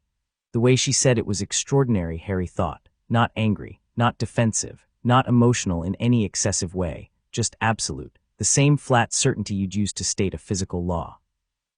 Dumbledore looked at Lily Potter in the kitchen light, and Harry watched something happen in the old man's face that he hadn't seen there before. Not defeat exactly. More like a man arriving at the end of a very long calculation and finding that the answer he'd been carrying was wrong, and actually choosing, with grace to revise it. Tell me your method, Dumbledore said quietly. Give me the book, Lily said. Another pause. Then Dumbledore reached into his robes and produced the book, the 1312 edition of Secrets of the Darkest Art, small and dark-bound and old, clearly taken from the shelf before he'd come, and set it on the table. Lily looked at it, then she looked at him. You brought it, she said. I suspected you'd ask for it. He pushed it across the table toward her. I suspected you'd know to ask for it, which told me you'd been thinking productively. A pause. I've had it out of the restricted shelf for 2 days. I couldn't determine the right approach. And now I think I give it to the person who knows what to do with it. He looked at Harry. I have been managing this situation, managing you for a long time, with the best intentions I possessed. I know, Harry said. Your mother being in this room rather dramatically alters the equation. Also something I know. Dumbledore leaned back slightly. There are things I should have told you sooner, about the prophecy, about what I believed the endgame required. Harry told me about the prophecy, Lily said. All of it. And I think prophecies are self-fulfilling in proportion to how seriously you take them, she said. I think you took it very seriously and built a war strategy around it, and in doing so made it more true than it needed to be. She tilted her head. That's not a criticism, it's an observation. It feels rather like a criticism, Dumbledore said, and there was something almost wry in it. It's the kindest version of it, Lily said. Harry watched them, his headmaster and his mother, 2 extraordinary people calibrating each other across a kitchen table, and felt something quiet and solid forming in the room, something like a new arrangement, a different structure for how this was going to work. The Horcruxes, Harry said. How many have you destroyed? 2, Dumbledore said. The ring at significant personal cost. He glanced at his withered hand, which Harry had been aware of and had not been told about directly. And the diary which you destroyed in your 2nd year, which makes 3 with my mother. I know where 2 more are. I have a strong theory about the 6th. Harry looked at him steadily. The 7th we'll deal with when it's time. Dumbledore held his gaze. You said the diary makes 3 including your mother. Yes, a silence. She's a Horcrux, the fragment in me which we're removing. Harry kept his voice level. The locket is in a cave off the coast of Devon, Slytherin's cave, but there's an entrance Voldemort doesn't know about which creature can navigate. The cup is in Bellatrix Lestrange's Gringotts vault. He paused. The snake is the 6th. And the 7th is something Voldemort made at Hogwarts, something connected to the castle itself. I haven't identified the object yet. Dumbledore was very still. You have deduced the snake on your own. The link between us, the visions, the way Voldemort's presence feels different when Nagini is nearby. Yes, Harry shrugged. It's not a leap. Most people wouldn't make that leap. Most people haven't spent 6 years inside his head. Lily was watching Harry with an expression he was getting used to, attention and pride, and something quieter underneath, something that was about the specific gap between who he'd had to be and who he might have been allowed to be with different circumstances. He'd noticed she did this occasionally. He'd decided to let her. The cave, Dumbledore said. The entrance creature knows it won't be unprotected. Nothing worth having is, Harry said. But I'd rather navigate my own protections than inherit yours. He paused. No offense. Some taken, Dumbledore said mildly, though I understand the position. They talked for another hour. It was the most honest conversation Harry had ever had with Dumbledore, and he thought it was probably the most honest conversation Dumbledore had allowed himself to have in years. The old man had spent so long holding the full picture alone, managing everyone else's partial view, that being in a room with 2 people who were simply refusing to work with partial views seemed to have produced in him something almost like relief. He was still Dumbledore, still the most formidable mind in the room in terms of sheer accumulated knowledge, still the architect of a 40-year strategic vision, still someone Harry would never fully trust with everything, but he was Dumbledore without the performance of omniscience, and that version was considerably easier to work with. When he finally stood to leave, he paused at the fire. "Lily," she looked up. He stopped. Whatever he was going to say, he changed it. "I'm glad," he said. "Genuinely, whatever complications arise from this, I want you to know that I am simply glad." Lily looked at him for a moment. "I know, Professor," she said. "I believe that." A pause. "That's why I'm being honest with you instead of obstructionist." The corner of his mouth moved. "As opposed to your third year when you were obstructionist out of principle. I was 15. I had principles that hadn't been tested yet." She paused. "Also, Slughorn had it coming." Dumbledore laughed, a real one, brief and warm, and stepped into the fire and was gone. Hermione appeared in the doorway to the hallway approximately 4 seconds later, notepad in hand, eyes bright. Ron was behind her, eating an apple. "I got all of it," Hermione said. "I know," Harry said. "He brought the book," she said, pointing at the table. "He brought the book. He had it already." "He's not stupid," Harry said. "He just had too much control for too long. It distorts how you see things." "Is he going to be a problem?" Ron asked through the apple. Harry thought about it. "No," he said. "Not in the way we need to worry about. He'll want to stay central to the strategy. He'll want to be in the room. As long as we let him do that, he'll cooperate." He paused. "And he has knowledge we need. The Horcrux at Hogwarts, he knows more about that than he told me." He was deciding whether to share it. "How could you tell?" Lily asked. "He touched his ring finger when I mentioned it," Harry said. "He does that when he's holding something back." Lily stared at him. "How long have you been reading him that closely?" "Third year." She sat back in her chair. "Third year," she repeated quietly to herself. It was the voice of a woman recalibrating what the Dursleys' years had actually produced, not a damaged child, but a child who had developed perception as armor and kept the armor well past when it was strictly necessary. Ron sat down and dropped the apple core on the table and looked at the book Dumbledore had left. "So that's the key to getting the piece of Voldemort out of your head." "Part of it," Lily said. She picked it up and turned it over in her hands. "Combined with what Hermione and I have already worked out," and she stopped. "Set the book down. Harry, come here." Her tone had changed. Harry looked at her sharply and moved to her side of the table, and she reached up and touched 2 fingers to his temple, just resting them there, light pressure, nothing aggressive, and her magic moved against his with that deep resonant quality he'd been noticing since she came back, the harmonic link. "How long has it been like this?" she asked. Her voice was carefully controlled. "What?" "The pressure, behind the eyes." She kept her fingers at his temple. "It's stronger than it was 2 days ago." Ron and Hermione had both gone still. "It's manageable," Harry said. "That's not what I asked." Harry looked at his mother's face, 3 inches from his own, and found the expression there, the one that wasn't anger and wasn't panic, but was absolutely immovable, and understood that this was the place where the incomplete picture wasn't going to work. "It started the night I used the potion," he said. "Low level at first, it's been building slowly." "Why didn't you?" "Because I didn't want it to be the first conversation," he said. "I wanted to get you oriented, get Dumbledore handled, get the theoretical framework in place before we added the variable of whatever the cost actually is." He paused. "I'm not hiding it. I'm managing the timeline." Lily removed her fingers from his temple. She sat very still for a moment, and Harry watched her work through the response she wanted to give and replace it with the response that was actually useful, which was a process he recognized because he did it constantly. "Hermione," she said. "I'm already looking." Hermione said, and she'd pulled the book across the table and opened it and was moving through it with the focused speed of someone who reads as naturally as breathing. "What are the symptoms beyond the pressure?" Lily asked Harry. "Occasional visual sharpness, colors slightly too vivid." "My magic responds faster than usual. I used an Accio 2 days ago and the object came so fast I nearly took it in the face."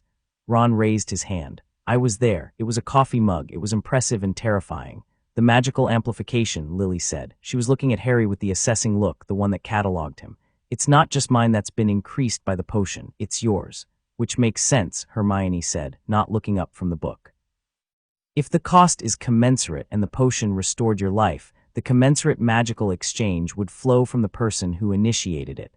The magic is drawing on Harry." She looked up. "But if his magic is also being amplified simultaneously, it's creating pressure," Lily said. "More magic going in than going out. The soul fragment is probably contributing. It's being energized by the increased magical flow." She stood up and moved to the window, looking out at the dark garden. "We need to remove the fragment sooner than 3 weeks." "How soon?" Harry asked. "As soon as the methodology is solid." She turned back. "Which means Hermione and I need to work faster." I'm good at working faster, Hermione said. I know, I've been watching you all week. Lily looked at her with direct appreciation. You're the best magical theorist I've encountered since, she stopped. Since your age, I think, possibly including my own age. Hermione went slightly pink, which was rare enough that Ron pointed at her silently from across the table and Harry suppressed a smile. Right, Hermione said, recovering. So we'll work faster. I also think we should tell someone else about about Lily, about you. She looked at Lily. Not the order broadly, but Remus, he deserves to know. The room went quiet in a particular way. Lily had turned back from the window, and her face had done something complicated and internal. He's alive, Harry said, not gently, just directly. He's well, he and Tonks, Lily repeated. Nymphadora Tonks, or.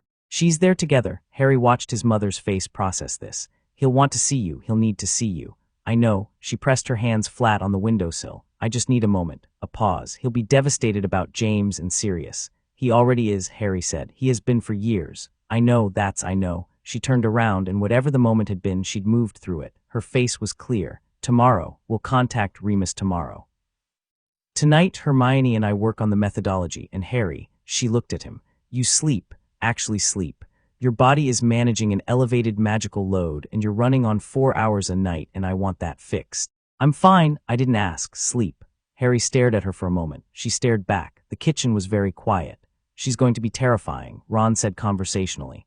She already is, Harry said, but he was already standing up because the particular absolute quality of her voice on that subject had communicated very clearly that this was not a negotiation, and because some small deep part of him that had never got to hear that voice growing up was extremely receptive to it.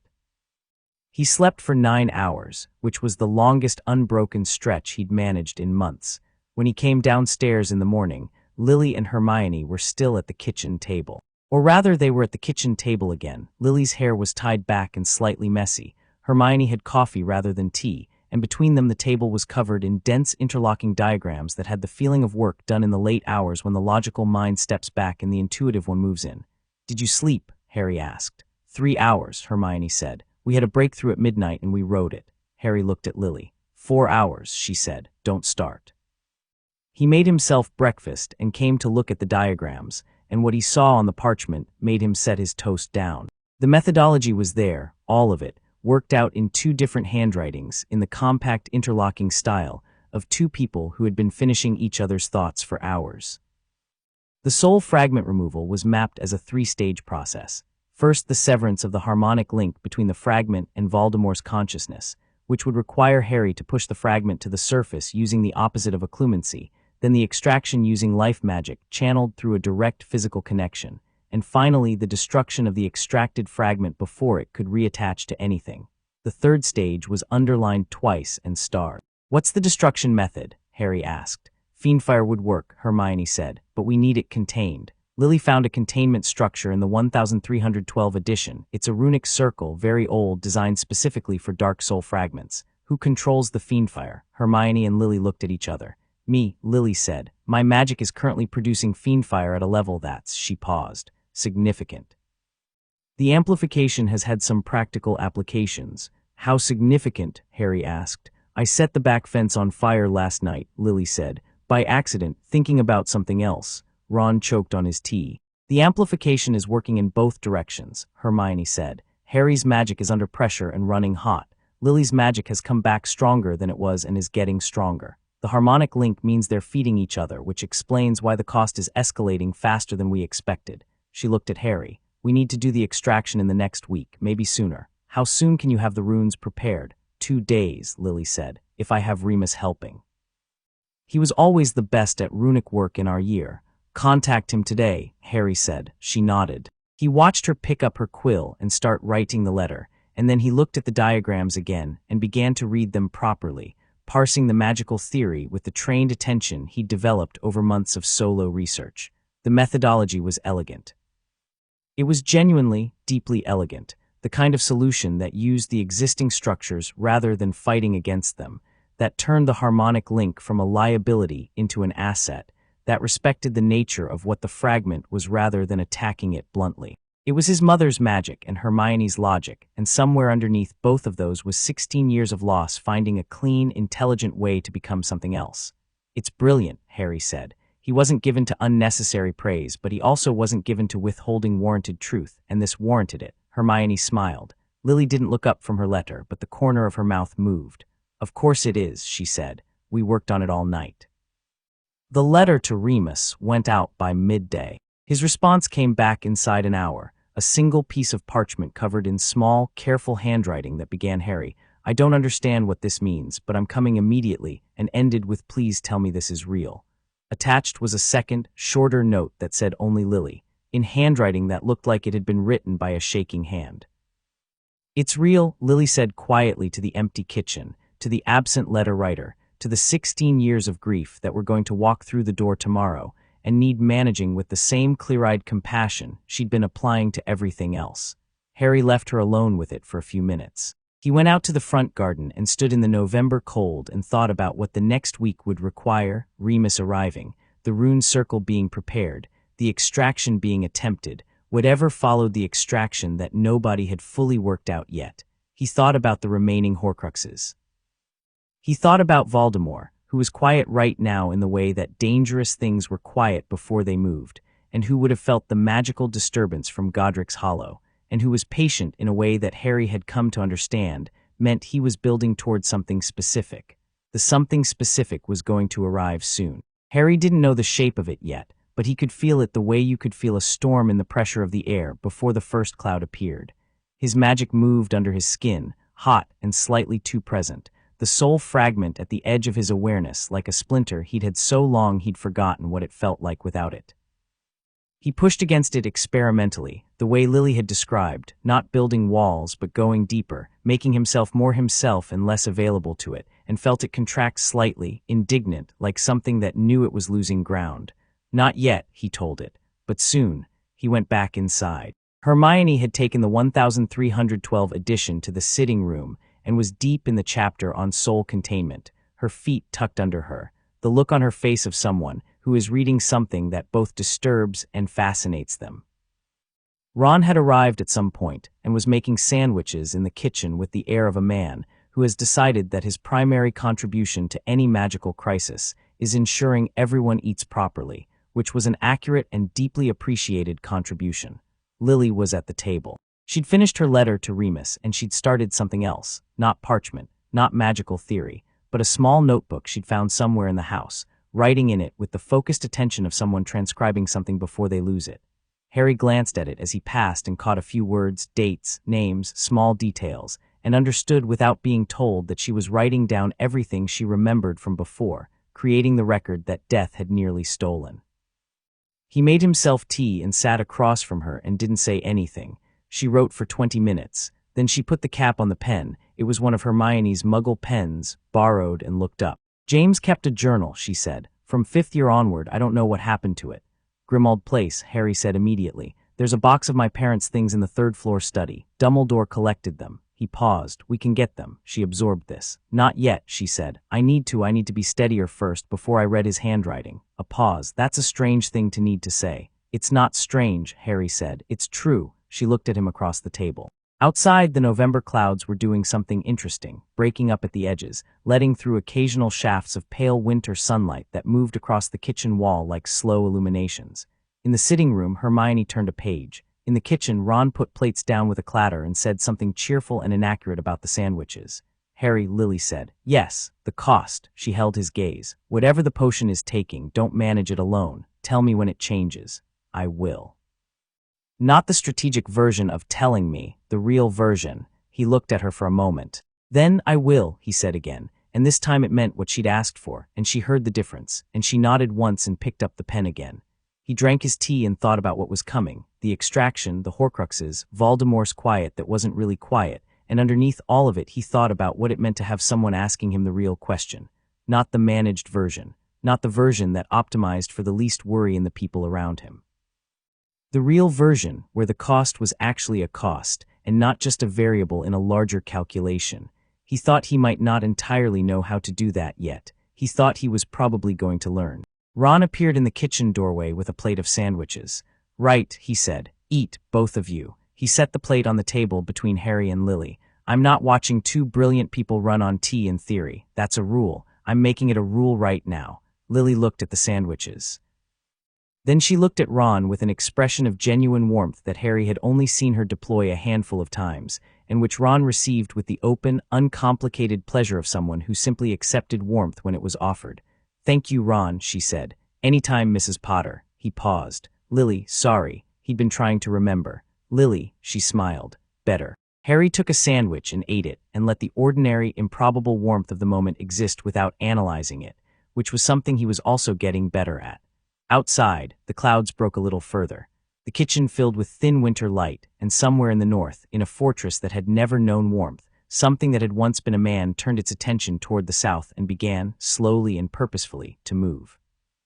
Chapter 4, Red Like Her Hair. Remus Lupin arrived the next morning, looking like a man who had rehearsed 17 different versions of this moment, and abandoned all of them at the gate. He came through the flue and stood in the kitchen doorway, and Lily was already there, standing up from the table, and they looked at each other across 12 feet of kitchen floor and 16 years of absence, and the particular weight of everything that had happened in between, and then Remus crossed the kitchen in 4 steps, and Lily met him halfway and they held onto each other with the fierce, wordless grip of 2 people who had each believed the other unreachable.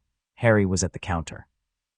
He looked away, not because it was uncomfortable, but because it was private in a way that deserved the courtesy of not being watched.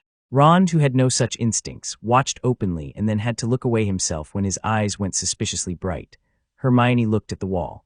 When Remus finally pulled back, he held Lily at arm's length and looked at her face for a long time, the way you look at something you've memorized from a photograph and are now checking against reality. He looked hollowed out and full at the same time. His hair was more gray than Harry remembered from last year, and there were new lines at the corners of his eyes, but the particular quality of his attention, careful, precise, warm, was exactly what it had always been. "You look the same," he said. His voice was rough. "You look older," Lily said. She said it without softness, the way you say the true thing to someone you love. "I am older." He touched her face briefly, checking again that she was real. 16 years older. "Tell me about them." He sat down. She sat across from him. And Harry made tea for everyone and listened while Remus told his mother about the years she'd missed, and the specific quality of the telling, careful, honest, sorrowful, and funny in turns, was both the saddest and the most necessary thing Harry had witnessed in the 5 days since Halloween. He heard about his father in ways he hadn't heard before. The stories Remus chose were small ones: James tripping over his own feet at their wedding rehearsal, the ridiculous argument about what to name the cat they'd had for 6 months before she'd run away, the way he'd been with Lily in those last months in hiding, cheerful beyond any reasonable warrant, making up increasingly absurd games to keep the 3 of them sane in the small house. Harry received each one like something being placed carefully in his hands, turning them over, adding them to the accumulation. He didn't try to hold back the grief of it. He let it do what it did. Remus, for his part, received the existence of a living Lily Potter with the thoroughness of a man who had spent decades operating under conditions of loss and was very slowly, carefully allowing himself to revise the architecture of those conditions. He'd asked approximately 30 questions on arrival about the potion, the mechanics, the cost, the current plan, and had listened to the answers with focused attention, and had then said very quietly, "James would be furious he missed this." "James would have used the potion himself," Lily said. "He'd have worked it out before Harry." "He absolutely would have," Remus agreed, and they smiled at each other with the particular ache of shared memory, and Harry felt it land in the room and sat with it.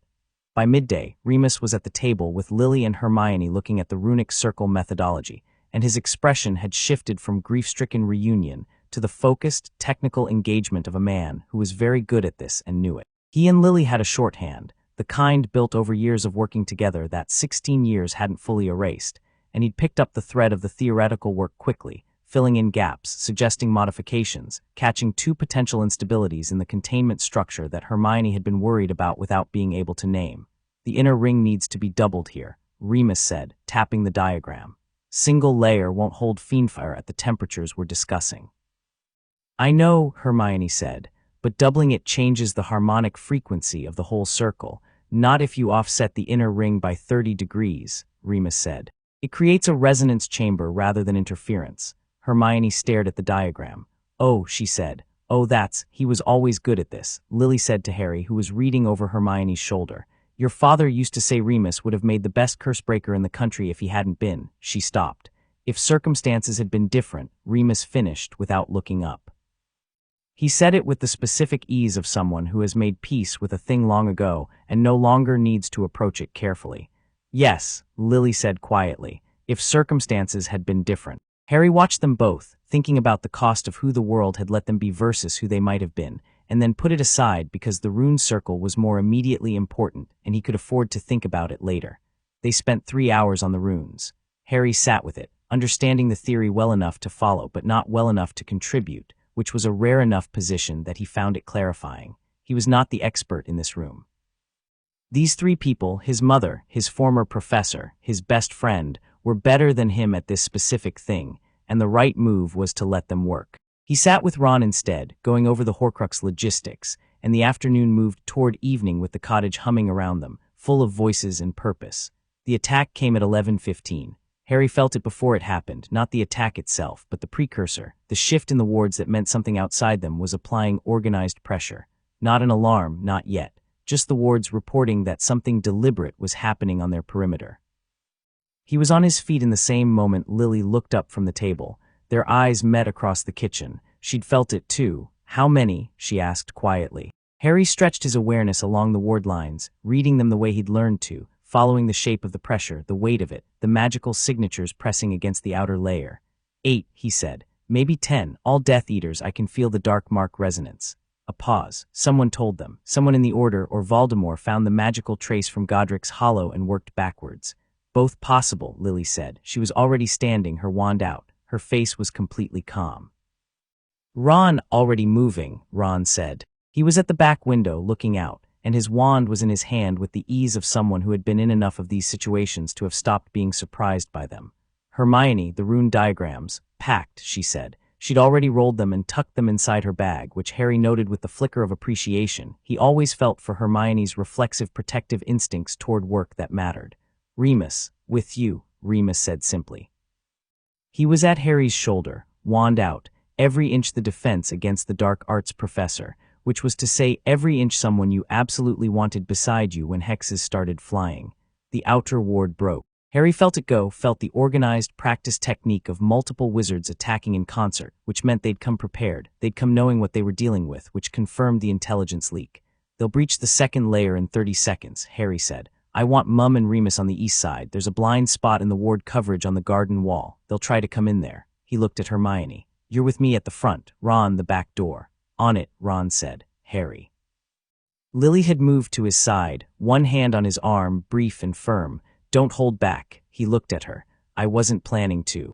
Good, she let go and moved toward the garden door. The second ward layer broke. Harry went through the front door at a run, and the cold November night hit him like a wall, and the Death Eaters on the front approach were already visible. 4 of them, black robes, masks, moving fast in the practiced formation that meant they'd done this before.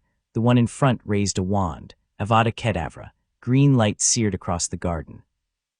Harry was already moving, not away but sideways, a sharp pivot that took him out of the path of the curse and let him feel the displaced air of it passing close enough to read its temperature, and in the same motion he brought his own wand up. Confringo. The blast caught the front rank of Death Eaters full on, and threw them backward across the garden path with a sound like a thunderclap, and Harry didn't wait to see them land before he was already moving laterally again, keeping mobile, keeping unpredictable, the way that 2 years of operating outside the safety of Hogwarts had made instinctive. Hermione was 5 feet to his right, and she was extraordinary under fire. No hesitation, no performance, just the same focused efficiency she brought to everything else. Hexes coming out of her wand in rapid, precise volleys that were aimed not just to neutralize, but to control the space, to limit movement, to create corridors and closures that forced the Death Eaters into positions of disadvantage. 2 going around the left flank, she called. I see them. He did see them. He could feel them through the fractured wards, the same way he could feel a chess piece being moved when he had the board memorized. He sent a pair of stunners at the decoys in front of him, fast and accurate, and spun to his left and hit the flankers with Depulso and Impedimenta in rapid succession, and both of them went down hard. Through the wards he could feel what was happening on the other sides of the cottage. Ron at the back, steady, controlled, using the door frame for cover, which was classic Ron's smart tactical instinct, and the Death Eater trying to force the back entrance was not having a good time. And on the east side, something was happening that made Harry's attention snap there involuntarily. Lily's magic. He'd seen her practice in the garden. He'd seen the amplified scope of what she was working with, but practice was different from combat, and what he was feeling through the wards from the east side was different from practice. The harmonic link between them let him feel it directly, her magic at full extension in a fight, and it was vast. It was vast in the way that very old, very powerful magic was vast, with a depth to it that had nothing to do with aggression and everything to do with a fundamental certainty about the nature of reality. Like the sea being confident about being the sea. Two of the Death Eaters attacking the east side were down before he'd finished processing what he was feeling. He heard Remus's voice, a single sharp incantation, precise and economical, and a third went down. The front approach was clear. Harry looked at it, assessed, started moving toward the east to support, and then felt the ward line on the north side spike with sudden alarming intensity. Not a Death Eater, something else, something bigger. Hermione, he said sharply. She was already looking north. That's not. A section of the garden wall exploded. The thing that came through it was enormous, not a person in robes, but a conjured construct, a creature made of compressed dark magic in the rough shape of something enormous and serpentine, Voldemort's signature all through it. This was a remotely cast attack. He wasn't here in person, but he was present in the thing he'd sent, Protego Maxima. Harry snapped, throwing the shield up, and it caught the first wave of the construct's assault. The shield flared white and held, but the impact was significant. Harry felt it in his arms, felt the distributed cost of it in the amplified pressure behind his eyes. Harry, Lily had come around the east corner at a run, Remus a step behind, and she'd seen the construct. He heard her voice shift, not louder, just different, a frequency change, something moving into it that made the air feel charged. Get clear. I can, get clear. There was something in her voice that was not a request. Harry took 3 steps back, and Hermione moved with him, and Remus caught Harry's arm and said simply, "Let her," with the quiet certainty of someone who had seen this before, or who understood the scale of what he was standing next to. Lily raised her wand. What came out of it was not a named spell, not a charm with a Latin root or a hex with classroom precedent. It was fire, fiendfire, the living fire, but controlled in a way that fiendfire fundamentally was not supposed to be controllable, shaped and directed with a precision that should have been impossible. It came out of her wand in a single focused column, brilliant and terrifying, the color of the light changing as he watched, gold to orange to something that was almost white, and it hit the dark construct and did not simply destroy it. It consumed it, methodically. From the outside in, eating through the dark magic construction, the way fire eats through something that was never meant to burn, finding every thread of the construct, and following it back and dissolving it at the root. The construct came apart in under a minute. The silence after was extraordinary. Harry stood in his garden in the November dark, his ears ringing slightly, the smell of discharged magic in the air, and looked at his mother standing in the wreckage of the garden wall with her wand at her side. She was breathing hard. Her hair had come loose and was wild around her face, and there was a long scorch mark on the outside of her forearm from some earlier exchange he hadn't seen, and she was looking at the spot where the construct had been with the expression of someone checking their work. "The arm," Harry said. She looked at it. "Superficial." "I'll deal with it." She turned and looked at the Death Eaters on the ground, 6 visible from here, all stunned or otherwise incapacitated. "Ron, 2 down back here," Ron called from the back door. He appeared around the corner of the cottage, his own arm slightly singed, looking exhilarated in the way he always looked after a fight he'd come through intact. "One got away, though, ran when the north wall went up. He'll report back," Remus said. "Yes," Harry said. "Which means we have limited time before they come back in larger force." He looked around the group, Hermione slightly winded but unhurt, Ron singed, Remus with a cut above his eyebrow that was bleeding neatly, Lily with the forearm burn and the expression of someone who has just used a significant amount of power and is taking a quiet inventory. "Everyone able," nods all around. "Right." Harry turned and began walking through the garden, checking the downed Death Eaters with the systematic attention of someone who did not leave loose ends. He relieved them of their wands, checked them for compulsion charms or additional weapons, and at the third one he stopped. He knew this face. The mask had come off in the fall. He knew this face from a year of cataloging the Death Eater leadership structure, from the photographs in the Order files, from the name that appeared in connection with half the worst things Voldemort had ordered in the past 2 years. "Dolohov," he said. Remus came to look. "Yes," he said flatly. "He led this," Harry said. He was looking at Dolohov's unconscious face with the assessing calm of someone who is working a problem. He knew what he was walking into. He knew about the ward structure. He had the right formation for it. Someone gave him specific intelligence about this location. Someone in the Order, Hermione said from behind him. Or someone adjacent to it. Harry straightened up. Someone who knew enough to know this was where I was operating from, but not enough to know exactly what they'd be walking into. He glanced at Lily. They weren't prepared for you. No, she said, they weren't. Voldemort sent the construct himself, Harry said, remotely, which means he was watching. He wanted to see the outcome, not just direct it. A pause. He felt your magic through the construct when it connected. He knows you're here now. The garden was quiet around them. A neighbor's dog had started barking somewhere in the village, but the muggle-repelling charms on the property were holding, no lights coming on, no signs of anyone investigating the explosions that should have been audible for half a mile. He'll move faster now, Lily said. Yes, the extraction needs to happen before he does, Harry finished. He looked at Remus. How long do you need to finish the rune circle? If we work through the night, it can be done by dawn. Remus was already moving, heading back inside with purpose. We'll need a clear space, somewhere larger than the cottage. There's a barn at the north end of the property. I've been using it for practical magic work. Harry looked at Hermione. Send word to Dumbledore. Don't give details, just tell him to be ready to move on the Gringotts vault within 48 hours. He'll know why. Hermione was already writing. The intelligence leak. I have a theory. He looked at her. I'll deal with it. Focus on the runes. She gave him the look she gave him when she wanted more information and had chosen to trust him instead of demanding it, which was one of the most useful looks in their entire shared vocabulary. Fine, she said, but you're going to tell me the theory. Tomorrow, he said. Tonight, after the extraction. She narrowed her eyes. Fine. After the extraction. They worked through the night. The barn was cold and large and smelled like old hay and damp stone. And by 2 a.m, Remus and Lily had marked the floor with the runic circle in chalk that had been enchanted into the stone, the lines glowing faintly in the dark, the inner and outer rings at the 30-degree offset Remus had suggested, the containment structure elegant and clean and purposeful.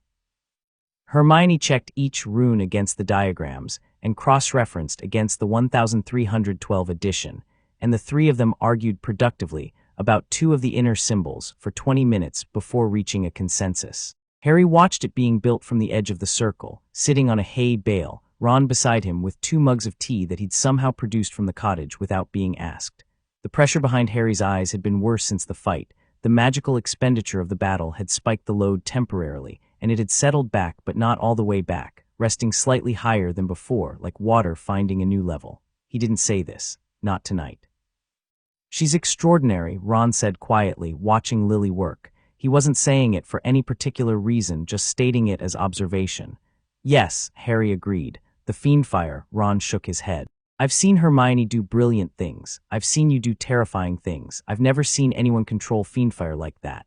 The amplification, Harry said. The potion changed something about her magical signature. Or revealed something that was already there, Ron said with unexpected precision. Harry looked at him. Ron shrugged. Some people don't know how strong they are until they have a reason to find out. Harry looked at his mother, crouched over the inner ring of runes, her head bent close to Remus's as they discussed something in low voices, her red hair loose and lit by the faint blue glow of the enchanted chalk. He thought about what she'd been in life, a muggle-born witch so powerful she'd attracted Voldemort's notice, so principled she'd refused him, so precise in her understanding of ancient magic that she'd turned her own death into something unprecedented. He thought about 16 years in the ground and whether that had contained something or simply postponed it. Ready, Lily said. She'd straightened up and was looking at him from across the circle. Remus and Hermione were at their stations, Remus at the north point, Hermione at the east, Lily at the south. The west point was for Harry. He stood up and handed his mug to Ron and walked to the circle and stepped in. The runes activated the moment he crossed the threshold, not dramatically, but the light changed, the glow warming slightly, the air inside the circle feeling different from the air outside it. Slightly more present, slightly more intentional. The soul fragment in him flinched. He felt it clearly, the piece of Voldemort's consciousness contracting against the life magic structure it had just been introduced to, recognizing it as hostile, recognizing that it was in a place designed specifically for its removal. Harry felt a savage satisfaction about that. First stage, Lily said. She met his eyes from across the circle. Don't hold anything back, bring it up. Everything you'd use a clumency to push down, reverse it. I need the fragment at the surface.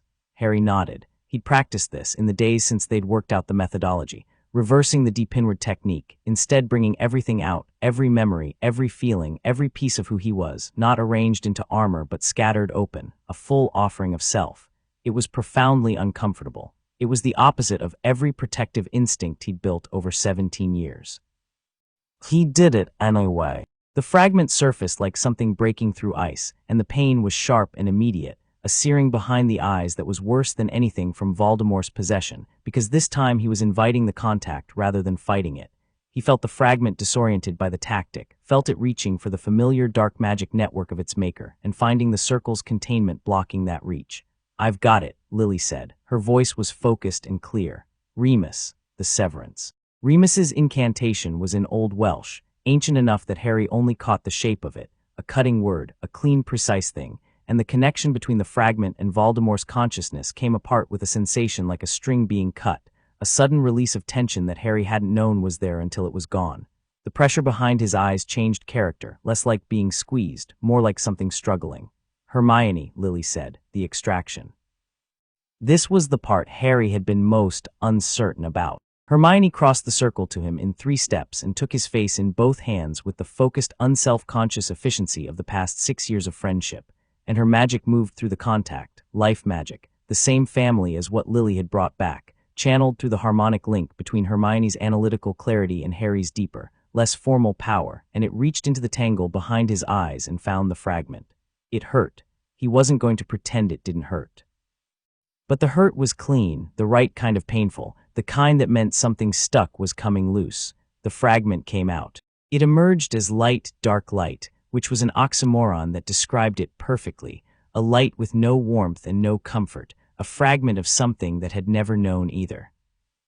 It hovered in the middle of the circle between the 4 of them, free-floating and disordered and diminished and vicious even in this reduced state, and Harry looked at it and felt its recognition of him. 16 years of cohabitation, 16 years of his life lived with this thing in his head, and now it was out in the open and afraid.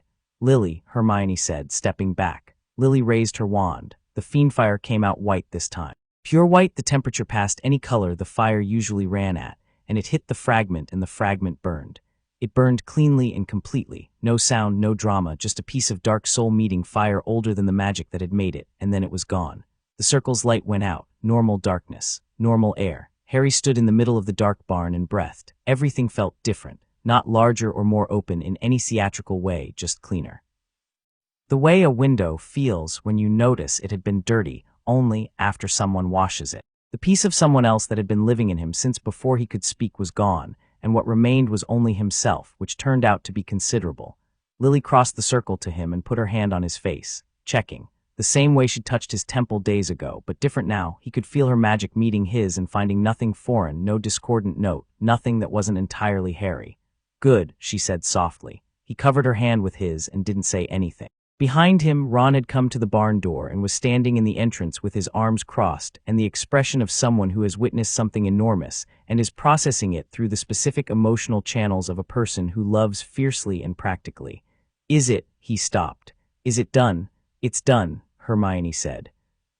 She was sitting on the floor of the circle, which was entirely unlike her, and Harry realized she was exhausted. The extraction had taken more from her than she'd let on during the process.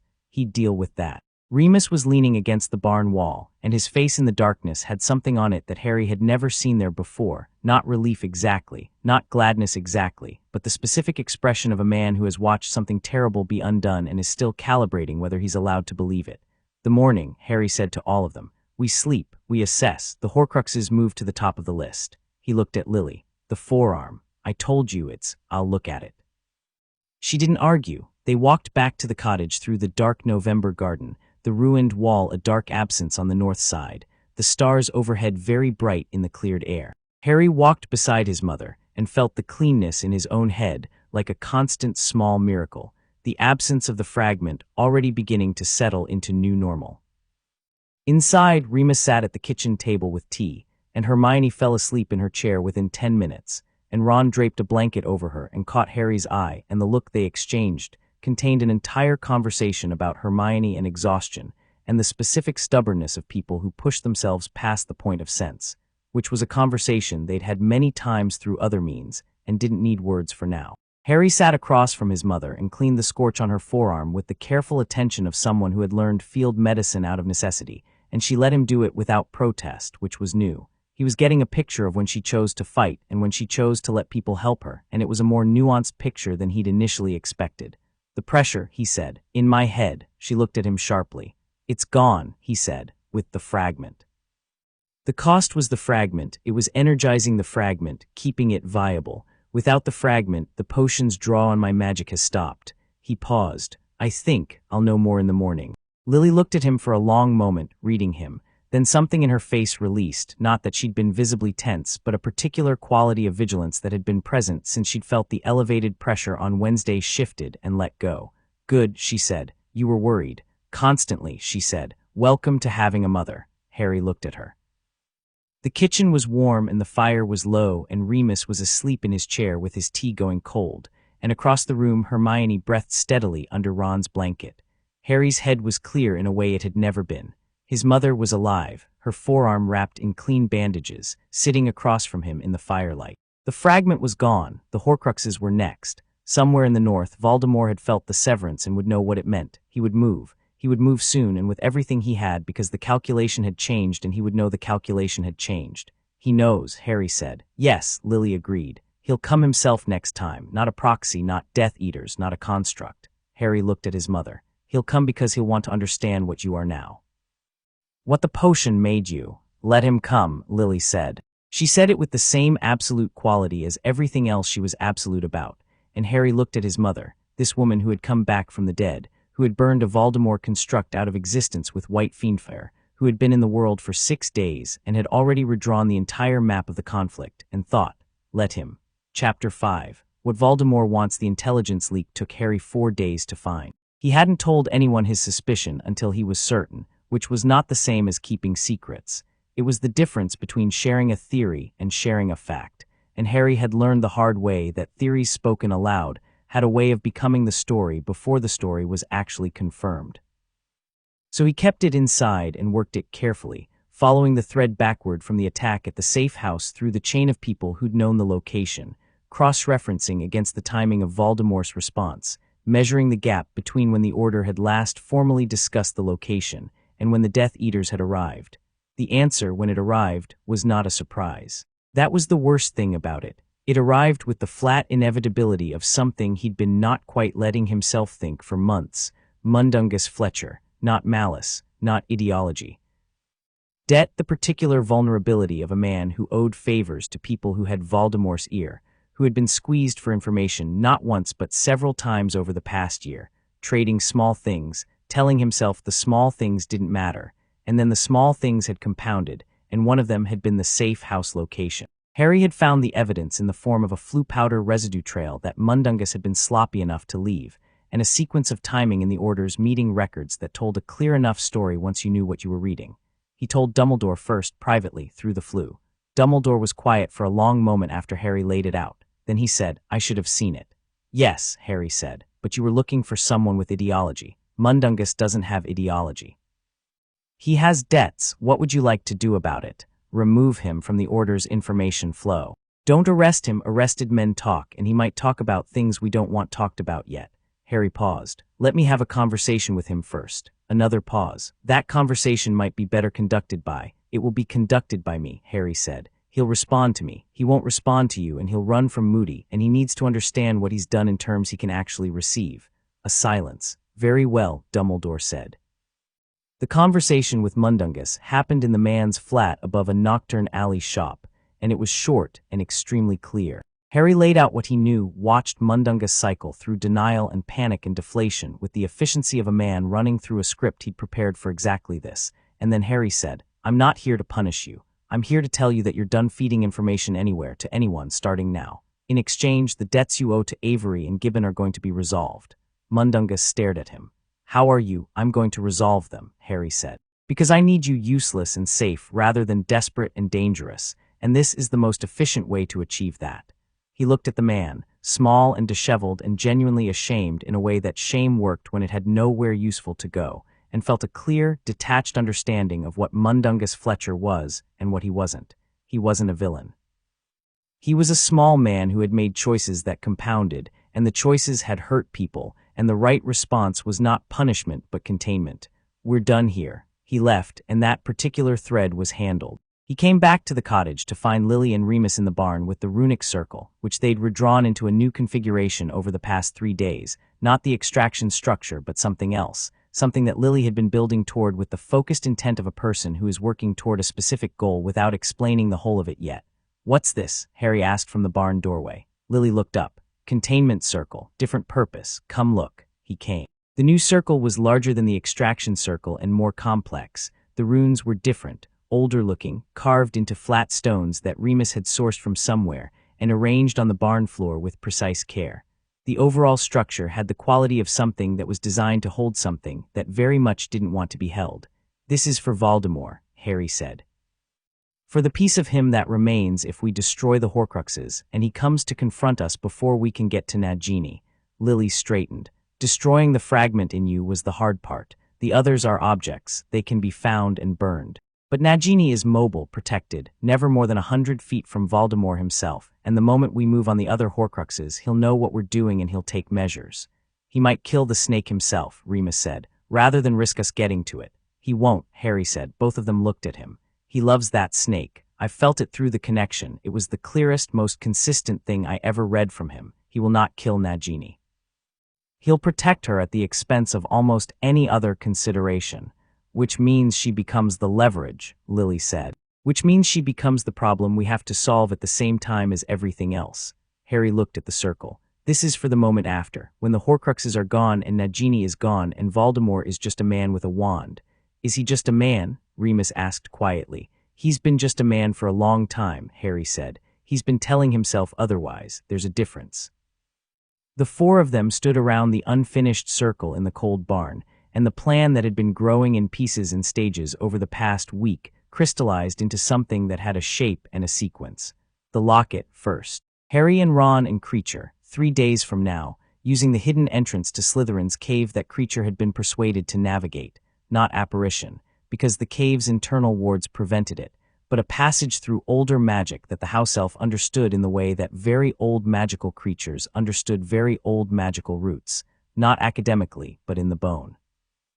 Lily and Hermione would work on the Gringotts approach in parallel, because the Bellatrix Vault was going to require something significantly more creative than a direct assault, and creative was their shared native language. The timeline was tight. Harry could feel Voldemort in the new cleanness of his own mind differently than he'd felt him before. The connection the fragment had maintained was severed, but there was a residue, a kind of echo, and in that echo Harry could feel the particular quality of Voldemort's attention that meant he was moving pieces. Positioning, not striking yet but preparing to. He had maybe 10 days before the preparation became action. He told the others this over dinner that night. He, Ron, Hermione, Lily, and Remus around the kitchen table, the meal a communal improvisation of whatever the pantry could offer, which under Lily and Ron's combined management turned out to be more than Harry would have expected. Hermione looked at him when he said 10 days. "That's not enough time to plan the Gringotts approach safely." "I know," Harry said, "which is why we're not going to Gringotts directly." A pause around the table. "Then how?" she said. "Dumbledore has a contact at Gringotts. A goblin named Griffook who has a debt to the wizarding world's resistance. He helped 2 Muggle-born families escape Death Eater raids last year at personal risk, and the Order covered for him afterward. He can get us access to the vault." Harry looked at Hermione. "You and Lily are going to persuade him." Hermione and Lily exchanged a glance. "Goblins don't respond to persuasion," Hermione said. "They respond to respect," Lily said. "And accurate acknowledgement of debt, which is not the same as persuasion." She looked at Harry. "You've been setting this up for a while." "A few months," he agreed. "I started the groundwork with Dumbledore before I knew about the potion. It just became more important recently." He paused. "Griffook will talk to you. He was curious when I mentioned the possibility of Lily Evans Potter being involved. You mentioned me to a goblin before I was even back. I was optimistic." He held her gaze. "Also, the Vidi Eterna had been in the house for decades, and it was hidden by Helga Hufflepuff, and it was in a box that opened when I touched it. I was confident." Ron made a sound that was somewhere between a laugh and a snort. Remus smiled into his tea. Lily pointed a fork at Harry. "Don't get smug." "I'm not smug, I'm efficient. Those two things overlap more than you think." "Mum, I'm just saying." Ron was openly grinning now. Hermione had stopped hiding her smile. Remus looked around the table with an expression Harry caught only for a moment, private, overwhelmed, the look of a man who had spent years eating alone and had been returned, suddenly and completely, to something warm, and then it was gone, replaced with the composed attention he usually wore.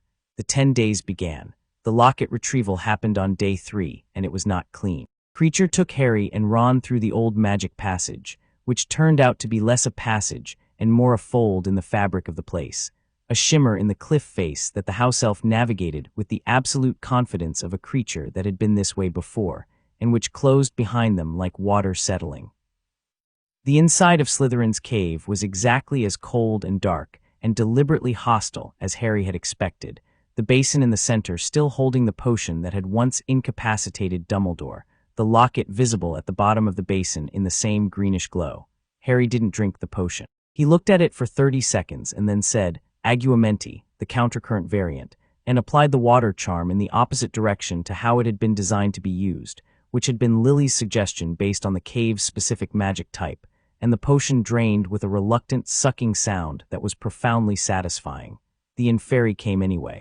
They came out of the lake in waves, exactly as Harry had known they would from Dumbledore's account, grey and silent and horrible, and Harry produced Fiendfire, his own version, not his mother's white blaze but a more conventional fire magic taken to an unconventional scale, and cleared the shoreline in a controlled sweep while Ron retrieved the locket from the exposed basin floor. "Got it," Ron said. "Run," Harry said. They ran. Creature folded them back out of the cave with the same impossible ease, and they arrived on the cliff top in the cold November sea wind with the locket in Ron's hand and both of them breathing hard, and Harry looked at the locket, Salazar Slytherin's locket, a Horcrux, a piece of the darkest soul in a generation, and felt its immediate aggressive magical pressure against his awareness, and smiled. "Not today," he told it. He destroyed it that night in the barn, using the runic containment structure and Lily's fire, and the piece of soul inside it burned with a sound like a human voice stretched past what any human voice should do, and then it was gone. 4 down, 3 to go. The Gringotts' approach happened on day 6. Lily and Hermione met Griffook in a private room at the Leaky Cauldron arranged by Dumbledore's contact, and Harry sat at the safe house and waited, which was one of the more genuinely difficult things he'd done recently because waiting was not his preferred activity at the best of times, and this involved his mother and his best friend walking into a negotiation with a creature whose goodwill was not guaranteed. They came back at 4 in the afternoon. Lily came through the flue first, and Harry read her face before she spoke. "We have access," she said. Hermione came through behind her, and the expression on her face was somewhere between triumph and awe, which Harry associated with Hermione encountering a mind that had genuinely impressed her.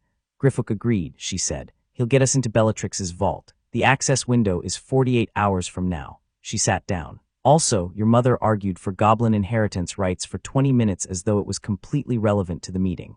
"It was relevant," Lily said. "The debt acknowledgement required establishing that we understood what goblins consider a legitimate framework for agreement. You can't shorthand that." I know, I understood why. I was just..." Hermione looked at Harry. "She's remarkable." "I'm aware," Harry said. "I'm in the room," Lily said. "We know," Harry and Hermione said simultaneously. The 48 hours before Gringotts were not quiet. On day 7 the first owl came. It wasn't a conventional owl. It was a black bird Harry didn't recognize, enormous and deliberate in its flight, landing on the window ledge of the safe house with a roll of parchment tied to its leg in green silk ribbon. And when Harry reached for it, the bird turned its head and looked at him with eyes that were not an owl's eyes at all, and he pulled his hand back and said, "Gloves," which brought Ron from the kitchen within 10 seconds with a pair of dragonhide gloves and an expression that said he'd understood immediately. Harry took the scroll with the gloves and unrolled it carefully, checking first for contact hexes, surface curses, compulsion charms, all clear, and then reading it. The handwriting was beautiful, high, precise, slightly archaic, the hand of someone who had once been highly educated and retained the style of it.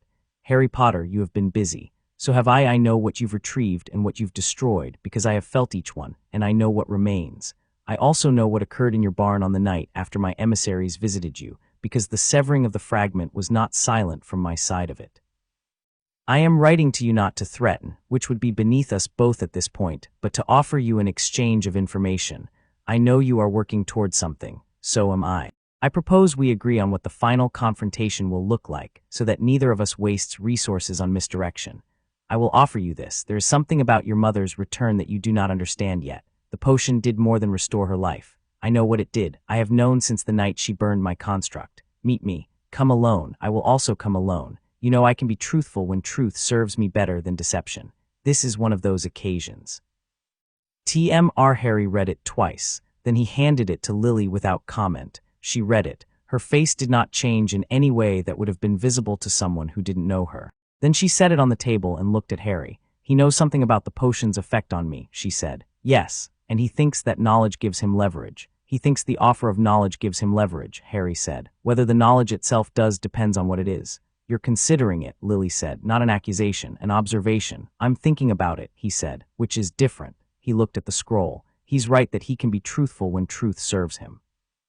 He's been truthful with me before, twice, both times in moments when the truth was more devastating to me than a lie would have been. He prefers the truth that wounds over the lie that comforts. He paused. This feels different. He wants something specific. What does he want? Hermione asked. She'd come in from the sitting room while Harry was reading, drawn by the quality of quiet that meant something significant was being processed. Harry sat back. He wants to understand my mother. He said she burned his construct, and something about it told him something.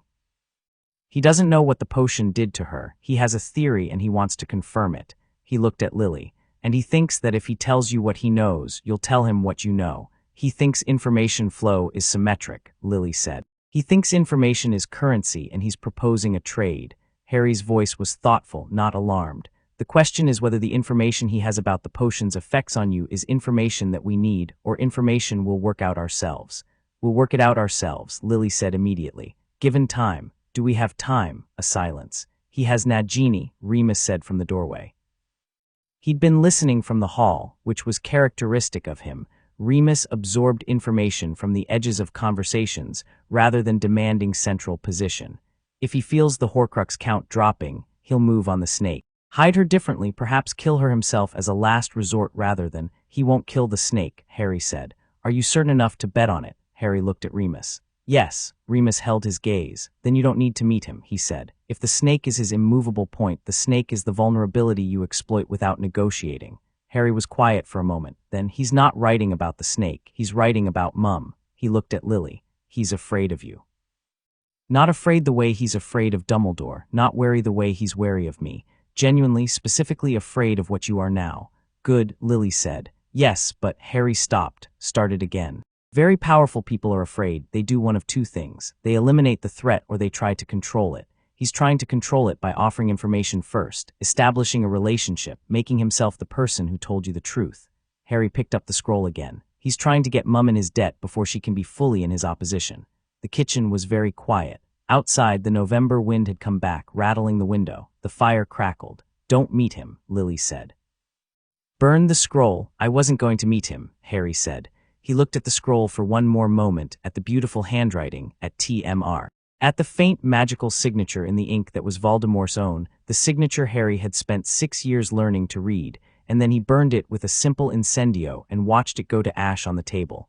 What he knows about the potion, Lily said. She looked at Hermione. We need to work faster. I know, Hermione said. I've been cross-referencing the 1312 edition with everything in your notes, and there's a passage in the 7th chapter that I think. She was already moving back toward the sitting room, and Lily was half risen from her chair, and Harry let them go because this was what they did, and it was what was needed. Ron sat across from him. You all right? Fine. He wrote to you personally. That's, I know. Does it feel different? Without the fragment, knowing he can't, it feels clean, Harry said. That's the main thing. Everything else is the same. He's still out there. The Horcruxes are still a problem. Nagini is still a problem, and he's very angry. He looked at the ash on the table. But yes, it feels different. Ron nodded. Good, he said, with the simple directness that was his particular gift. Then, the Gringotts' job. Tomorrow, Harry agreed. I want to come. You're coming. I want to be clear that I'm not sitting here this time while you two, Ron, you're coming. Ron settled back in his chair with the satisfaction of a man whose point has been made and received. Right, good. Gringotts on day 8 was the most technically complex thing Harry had done in 2 years of technically complex things. Griffook met them inside the leaky cauldron an hour before opening, and his demeanor was not warm. It was never going to be warm, but it was the specific cool professionalism of someone who had agreed to a transaction and intended to honor it, which was more reliable than warmth in Harry's experience. Lily was there, and Griffith's eyes went to her with the particular assessing attention he'd shown in the meeting, the attention of someone measuring a thing they've heard about against the reality of it. He gave a short nod. She gave a short nod back. They went in under a Polyjuice-assisted disguise, Lily as a wealthy pure-blood witch whose identity she and Dumbledore had spent 2 days constructing completely, Harry unrecognizable under a different hair and face, Ron staying outside as a failsafe with very specific instructions about what to do if they didn't come out in 90 minutes. Hermione had protested this violently, and then agreed when Harry pointed out that someone needed to be outside who could apparate to Dumbledore instantly. The vault retrieval was a controlled crisis from start to finish. The security measures on Bellatrix's vault were some of the most aggressive Harry had encountered, multiplying metalwork, extreme temperature differentials, and a spell that Griffith navigated with the ease of long practice, and the goblin's intrinsic understanding of bank security. The cup was in the back of the vault, behind a cascade of duplicating objects that had to be managed carefully with the Gemino countermeasure. Lily destroyed 3 valuable dark artifacts purely by accident in the process of retrieving it, which was a byproduct of her ambient magical signature and which she was unrepentant about. They shouldn't have been there, she said, which was genuinely unanswerable. They were out in 71 minutes. Ron was at the entrance with 2 horses, a cover, and the look on his face when he saw them was the specific relief of someone who has been standing outside a dragon's cave for 71 minutes trying to look casual. Got it, he said. Lily held up the cup. Right, Ron said. Let's move. The cup was destroyed that night. 5 down, 2 to go. The 6th was Nagini, and Nagini required finding Voldemort, which was not the same as letting Voldemort find them, and the distinction mattered enormously. Harry spent day 9 in the sitting room with every piece of intelligence the Order had accumulated about Voldemort's movements over the past 6 months, and his own sharp, clean mind working through it without the interference of the fragment, and what emerged from that exercise was a picture. Voldemort moved between 3 locations, a manor in Scotland, a location in the Forest of Dean that the Order had never pinned precisely, and somewhere in the north that registered as magically dense and old. He moved between them on a pattern that wasn't random but wasn't obvious either, and the pattern was keyed to something that Harry had been looking at for 20 minutes before it resolved itself. The full moon. He's working some kind of moon-based magic, Harry said, out loud to the room, because Remus had been sitting with him for the past hour in the companionable silence of 2 people who are thinking separately in the same space. Remus looked up. His expression changed. He's not using the moon itself, Harry said, watching Remus's face, reading it. He's using the interference, the magnetic variation, moon-sensitive magical locations. The Forest of Dean is one, isn't it? There are ley line intersections that pulse with the lunar cycle. The northern location is 2, Remus said slowly. If it's where I think it is, there's an old fortress north of Inverness that sits on a ley intersection that would be particularly active at the new moon, Harry said. The new moon was in 3 days. He'll be at the northern fortress in 3 days. He looked at Remus. With Nagini, Remus met his eyes. Harry, that fortress, if it's what I think, it was Slytherin territory. The protections on it would be significant, Harry agreed. Yes, you're not concerned. Harry looked at him directly. Are you? A pause. Truthfully, Remus smiled, and it was a slightly rueful, warm, specific smile. Less and less. Harry went to find his mother. She was in the back garden, which was where she went when she was thinking through something large. The November evening was cold and clear, and she was standing in it with her head slightly tilted up, and her magic was moving around her in the ambient way, that slow, deep tide, but there was something else in it tonight, something more deliberate, as if she'd been consciously extending the range of it, testing boundaries. He stood beside her. 3 days, he said. She looked at him. Tell me, he told her. She listened with her arms crossed against the cold and her face in that particular focused expression that meant she was building the operational picture simultaneously with listening, adding variables, running projections. When he finished, she said, Dumbledore will want to lead the approach. Dumbledore will want to be there, Harry said. Leading is different. You're going to take point. It's my fight, Harry said. It wasn't bravado. It was the flat, factual statement of someone who has understood for years what their specific role in a specific conflict is, has made their peace with it, and has stopped pretending otherwise. It's always been my fight. Dumbledore has been the general. I'm not the general. I'm the person who has to be in the room. He paused. But this time the room will also have you in it. Lily was quiet for a moment. The wind moved through the garden and her hair went sideways and she pushed it back. The Hogwarts Horcrux, she said. The diadem, Harry said. It's in the room of requirement. I worked it out 2 days ago. The room contains things students have hidden over centuries, and I remember a particular object in my 6th year that I've been thinking about. I need to go to Hogwarts. When? Tomorrow, before the new moon. He looked at her. I want you to come. She turned to look at him fully. To Hogwarts. Yes, Harry, she stopped. I haven't been back there since. I know. He held her gaze. You don't have to. I can get the diadem myself, but I want you there. A silence. She turned back to look at the dark garden. He waited, which he was good at when it mattered, and after a minute she said, Your father proposed to me on the astronomy tower. I know, Remus told me. He paused. 3rd floor corridor, left-hand side, there's a window that looks out at the lake. He told me you used to sit there in winter when the castle got too noisy. 6th year. Her voice was quiet. We'd both been prefects the year before and neither of us had anything important to do, so we'd sit there and do homework and argue about transfiguration theory. Remus is a comprehensive source. He always had the best memory in our year. She breathed out slowly. Yes, I'll come. They stood in the cold garden together until the last of the light was gone and the stars came out hard and bright in the winter dark, and Harry felt the 3 days ahead of them the way you feel a weather system coming, not dreading it, not eager for it in any uncomplicated way, but present to it, aware of its size. That night late when the cottage was quiet and everyone else was asleep, Harry sat by the kitchen fire and thought about Voldemort's letter. He'd burned it and he didn't regret burning it, but he'd also memorized it. TMR, Tom Marvolo Riddle, writing in his beautiful hand about what the potion had done to Lily Potter and what he knew that Harry didn't. Harry thought about what it could be. He turned the available information over in his mind with the clean, unobstructed clarity of a mind that was finally only his own, and he thought about the harmonic link, the amplification, Lily's white fiendfire, the way the construct had come apart when it met her magic, the way Griffook had looked at her. He thought about what ancient life magic did in its deepest applications, not just the restoration of life, but the amplification of what was already essential in the person restored. Helga Hufflepuff's original enchantment, for the one who comes in love and in grief. He thought about what was already essential in Lily Potter. The last enemy that shall be destroyed is death. He thought he might know what Voldemort knew, and if he was right, the knowledge wasn't leverage, it was a threat, not to Harry or to the plan, but to Voldemort himself, who had spent 30 years building his existence around the premise that death was the enemy and the avoidance of death was the highest goal. Lily Potter had died and come back, not as a shadow, not as an echo, not as the pale continuation that dark magic promised. She'd come back more than she was, which meant that the Vitae Aeterna had done something that Voldemort's entire philosophical framework said was impossible.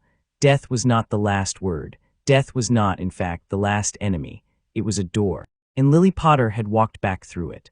Voldemort was afraid of that not because it threatened the mission, but because it threatened everything he had ever believed about the nature of existence, about why he'd done every terrible thing he'd done, about whether the 30 years of horror had been necessary at all.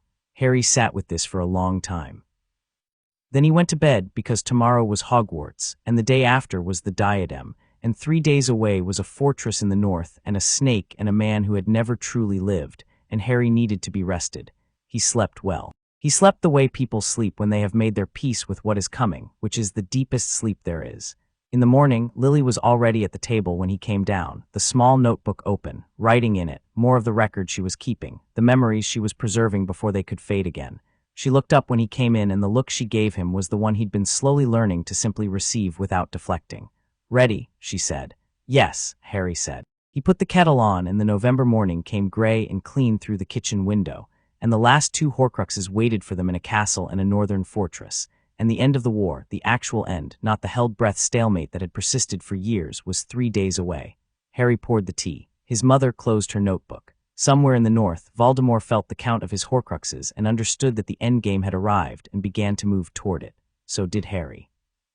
Chapter 6, The Price of Living Hogwarts in November, looked like a painting of itself. Harry had always thought this, the castle doing something in the late autumn light that it didn't do in any other season, the gray stone catching the low sun and holding it differently, the lake flat and pewter, the grounds stripped back to their essential shapes.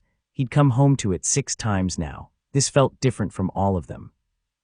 He stood at the top of the rise with Lily beside him and watched her see it for the first time in 16 years, and the expression on her face was private and enormous, and he didn't try to read it. She stood there for a full minute. The wind came off the lake and moved through her hair. Right, she said finally. The same and nothing like. Yes, Harry said. They went in. Dumbledore had arranged it quietly, no formal announcement, no gathering of staff, a side entrance through the hidden passage off the third-floor corridor that Harry knew from years of nocturnal navigation. McGonagall knew, that was all. McGonagall met them at the top of the passage and looked at Lily with an expression that cracked her characteristic composure completely, and then reassembled it with visible effort, and she said, "Lily," in the voice of a woman who had taught someone at 17, and watched that someone grow into a brilliant witch and then watched that witch die, and Lily said, "Minerva," with the same weight in it, and they gripped each other's hands briefly and firmly, and that was the reunion, because they were both people who moved through feeling rather than stopping for it. "The room of requirement," Harry said to McGonagall, "7th floor." "I know what it is, Potter," she said, which was so profoundly normal that Harry almost smiled. "Do you know what you're looking for? A tiara, lost diadem, Ravenclaws." He'd spent an hour the previous evening with everything he could access about the room of requirement, building the complete picture. The memory of the room where students hid things, the carved bust on the wardrobe, the rusted crown he'd stuck his spare potions book near in 6th year. "I know where it is." "Then go," McGonagall said. "I'll give you the castle." She looked at Lily once more. "After this is done," she said, "I intend to have a very long conversation with you." "I'm counting on it," Lily said. They went up. The 7th-floor corridor was empty, the Barnabas the Barmy tapestry undisturbed, the stretch of bare wall looking exactly as it always had. Harry walked past it 3 times thinking of what he needed, not the room of hidden things directly, but his memory of the room, the particular route through it, the specific location of the bust, and the door appeared. He and Lily went in together. The room of hidden things was its own geography, cathedral-ceilinged and infinite feeling, towers of accumulated forgotten objects stretching in every direction. Harry had been in here twice and navigated it differently both times. Now he moved through it with certainty, left at the stack of broken telescope parts, straight past the wall of rolled carpets, right at the enormous wardrobe with the bust on top. He'd walked this route in his memory 100 times over the past 2 weeks. The bust was there. The rusted crown on top of it was there. Lily reached it before him and looked at it carefully, not touching, reading its magical signature from 3 inches away. "It's been in here a long time," she said. "The enchantment is corroded, the Horcrux magic is more exposed than the others." She looked at Harry. "This one won't be quiet." "I know," she looked at him. "When we destroy it, he'll feel it clearly." "This is the one that tips him." "Yes," he looked at the diadem. "This is the one that tells him we're on our way." "Good," she said. "Let him know." Harry picked the diadem up with dragonhide gloves, and it fought immediately, not with physical resistance but with the dark soul fragment inside it pressing outward. And this one was different from the others, more intact, more coherent, as if it had been sitting in this room accumulating the ambient magic of Hogwarts for decades and had grown correspondingly dense. He felt it against his occlumency barriers and pushed back, steady and unhurried, and it found nothing to grip. They destroyed it in the room itself, which Lily said was appropriate. The life magic circle she drew on the floor of the room in 10 minutes flat was simpler than the barn version but sufficient, and the fiendfire she produced to end it was white and controlled and absolute, and the sound the diadem made when it burned was like every lie anyone had ever told themselves echoing in a stone corridor, and then it was gone. 6 down, 1 to go. They were out of the castle within the hour. McGonagall walked them to the passage entrance and pressed Harry's arm once, briefly, the way she rarely touched any student, communicating everything she wasn't going to say in a school corridor with a year's worth of students 2 floors down. He understood it. He pressed back. On the grounds in the gray November afternoon, Lily turned and looked at the castle one more time. "The window," she said. "3rd floor, left side." He looked. Found the window from outside, the one that looked out at the lake, where she and his father had sat in winter and argued about transfiguration theory.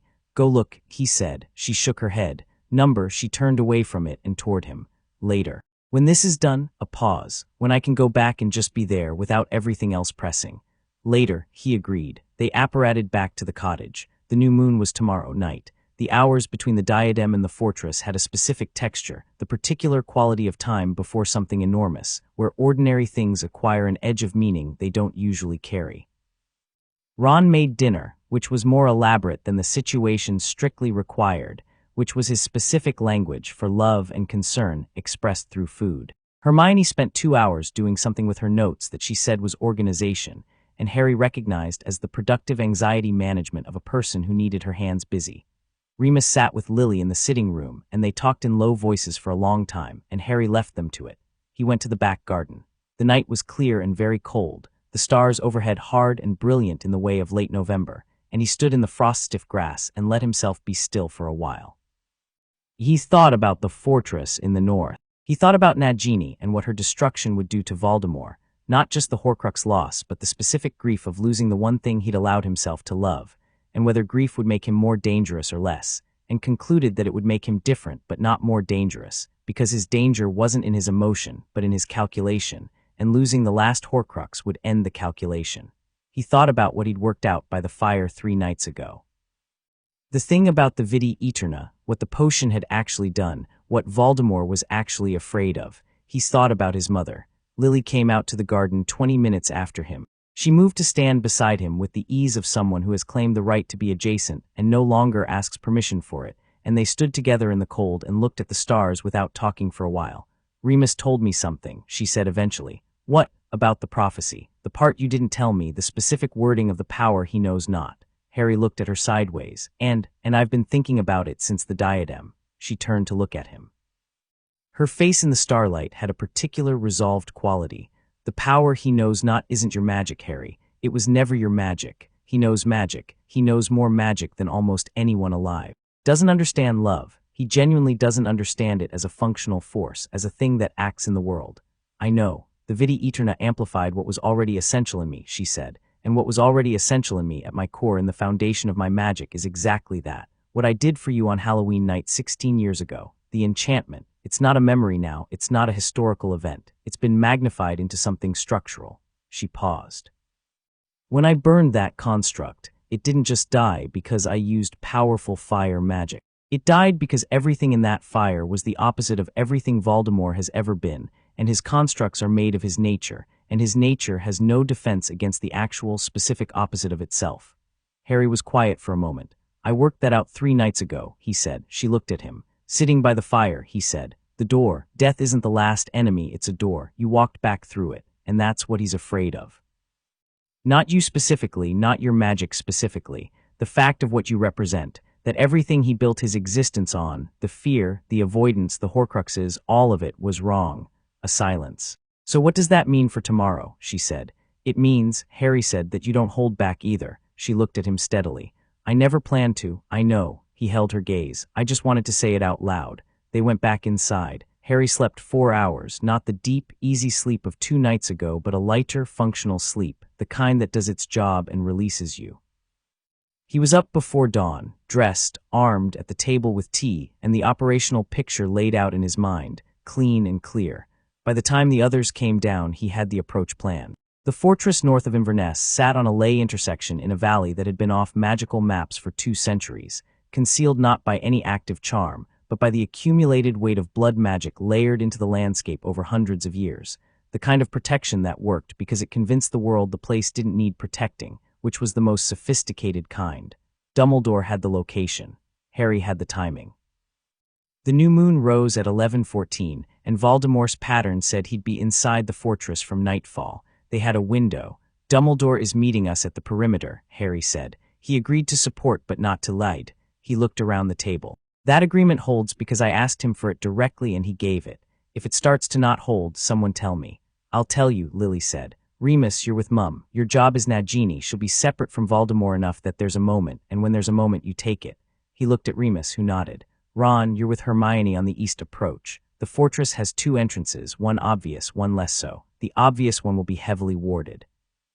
The less obvious one is a service passage on the east face that dates to the original construction and has protections that are old enough to have specific vulnerabilities. You've found those vulnerabilities, Hermione said. You're going to find them, he said. I've identified the type. You'll find the specific application when you're standing in front of them. She looked at him with the expression she reserved for moments when he gave her exactly the right kind of problem. Fine, Mum and I go through the main approach. A pause around the table. Together? Ron asked. Together, Harry said. Nobody argued. Harry thought this was probably because the specific combination of Harry and Lily approaching anything together had demonstrated itself sufficiently over the past 2 weeks that argument would have required a level of obtuseness none of them possessed. The endgame is Voldemort himself, Harry said. Once Nagini is gone, he's mortal. Once he's mortal, he stopped. He's a man. He's been a man the whole time. We treat him like one. What does that mean? Ron asked. Harry looked at the table. It means we give him the chance to end it himself, once clearly, and if he doesn't take it, he looked up, then it ends the way it ends. They left at 9. Dumbledore met them on the ridge above the valley, his silver hair visible in the dark, his wand in his hand, and Harry noticed he was not in his usual robes but in something simpler, darker, more practical, which was a communication Harry received and appreciated. He dressed for a fight, not for a performance. Harry, Dumbledore looked at all of them, at Lily, at the group, at the valley below. Are you ready? Yes, Harry said. Then let's finish this. They went down. The leyline protections activated the moment they crossed the valley threshold. Harry felt them as a wave of pressure, the blood magic rolling out from the landscape itself. And it was impressive in the way that very old things were impressive, in the way that a 1,000-year-old tree was impressive, in sheer accumulated mass. He pushed through it with his magic and felt his mother push through it beside him, and the combined pressure of the two of them moving together through the protection did something unexpected. It didn't just overcome the blood magic, it unraveled it, threads pulling loose around them as they walked, the harmonic link between their magical signatures operating on the blood magic like a key in a lock. Lily glanced at him. He glanced back. Neither of them said anything. The fortress was visible now, dark stone against darker sky, massive and low, the construction of something meant to last rather than to impress. No lights at the exterior. 2 Death Eaters on the approach, both of whom Harry and Lily neutralized before they'd finished their first turn of patrol. Quick and quiet, stunning spells that landed before either Death Eater had registered the presence of anyone in the valley. Remus and Lily split off at the east corner. Harry watched his mother go, watched her turn once, just once, to look at him, the look that carried everything and didn't try to carry it in words, and then turned back to the fortress. Ron and Hermione went east. Dumbledore moved toward the main approach at Harry's right shoulder. Harry pushed the main door open with his hand. It wasn't locked. It opened for him with the smooth ease of something that recognized what it was being asked and decided not to argue, which Harry took as information about the ley line's response to their combined presence, or possibly just about how the evening was going to go. The interior was vast and cold and lit by magical torches that burned green, Voldemort's preference, the green of killing curses, the deliberate aesthetic of a man who had built an identity out of the thing he feared most. Harry walked through it and found it unimpressive in a specific way, the way that something revealed as fraudulent became unimpressive, because fear had been the architectural principle, and fear without foundation was just empty green light in cold stone corridors. He felt Voldemort before he saw him, not through the fragment connection, that was gone, something older. The residue of 16 years of proximity, the specific magical signature he'd been aware of since he was a year old in a way he hadn't understood until much later. It pulled left at the end of the corridor, up a short flight of stairs, through an arch. Harry walked through the arch. The room was circular, high-ceilinged, the green torches here brighter than in the corridors. Nagini was coiled on a raised dais in the center, enormous still, her scales catching the torch light, and Voldemort stood at the far side of the room, facing Harry as if he'd been waiting. He looked exactly as Harry remembered from the graveyard in 4th year, from the Ministry in 5th, from every nightmarish intrusion since.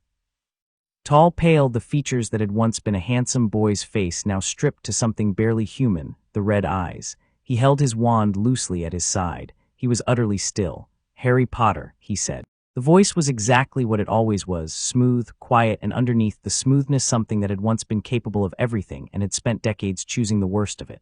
Tom, Harry said. The eyes narrowed very slightly. He still hated the name. After everything, that still landed. You've been thorough, Voldemort said. 6, remarkable, I felt each one. I know. Harry stood in the entrance to the room, relaxed, his wand in his hand. Where's the 7th? A pause. Here, Voldemort said. He looked at Nagini. As you knew. As I knew, Harry agreed. Where is she in your plan, Tom? Kill her yourself before we get to her. Put her somewhere we can't reach. Or keep her here and hope that whatever you brought tonight is enough to stop us. I have a great many things here tonight, Voldemort said, and raised his wand. Starting with, the east wall exploded inward. Not Hermione's work, too large, too violent. Death Eaters, 8 of them, pouring through the breach in the eastern wall, and Harry was already moving before they'd fully entered the room, his wand working in the rapid, precise bursts that 2 years of real combat had made instinctive, stunning the first 3 who came through before they had their feet under them. The room became chaos, spells crossing, the green torches flickering as the magical discharge hit the air, Nagini rearing up on the dais. Harry heard Voldemort's incantation. He felt it aimed at him, not the killing curse, something more complex, something designed to bind, and he spun and the spell missed by a foot and hit the stone behind him, and he sent Confringo back at Voldemort and was mildly satisfied when the old man had to actually move for it. There, Harry thought, not untouchable. Never untouchable, he didn't move toward Voldemort. He held the center of the room and let the Death Eaters come to him, because letting powerful opponents control the space was always a mistake, and he'd learned that in second year, and he worked through them with the patient efficiency of someone who had done this enough times to have stopped finding it dramatic. 3 more down. Dumbledore had come through the main arch behind him and was moving on the remaining Death Eaters with a precision that was genuinely something to witness. Dumbledore in a real fight was a different thing from Dumbledore in a duel, and the difference was the 40 years. Nagini moved. She came off the dais like water coming off a table, fast and silent, and Harry felt Voldemort's attention sharpening around her, directing her, and he was too far away. He was too far away to stop it. She was moving toward the eastern breach where Hermione and Remus came through the eastern breach. He'd been outside the wall, positioned exactly where Harry had put him, and he'd read the situation through whatever connection existed between a former professor and 17 years of watching one of his best friend's son. And he moved into the room with his wand up, and Lily was a half step behind him, and Nagini met them instead of the wall, and what followed was 3 seconds of the most concentrated magical exchange Harry had witnessed. Lily's first curse hit the snake sideways and didn't kill her, but disrupted Voldemort's control of her. The link between Voldemort and Nagini ran through active legilimency, and the disruption was enough to make Nagini recoil, uncertain. Remus was already inside her striking range, which was suicidal for anyone less than a former defense professor who'd spent 30 years with an extremely dangerous thing living in him and had long since stopped being frightened of things that could kill him. His spell landed. Nagini died. Not dramatically, she simply stopped, the vast coiled body settling to the floor with a sound like a long exhale, and the Horcrux in her burned away silently with the death, and Harry felt it go the way he'd felt all the others, a distant diminishment somewhere in the structure of the world's dark magic, a thread going slack. The room went very quiet. 7, all 7 gone. Harry turned to look at Voldemort. Voldemort was looking at the snake. He stood very still, looking at the place where Nagini had been, and his face did something Harry had never seen it do. Not grief, not in any ordinary sense. Something older and more structural, the expression of a person for whom the last external confirmation of their worldview has just been removed. He looked like a building whose foundations have just discovered they were always hollow. "Tom," Harry said. Voldemort looked at him. The red eyes were the same. The rest was different, a shade different, a fraction, as if the removal of the Horcruxes had been slowly and imperceptibly returning him to something, and the finality of the last one had accelerated that process.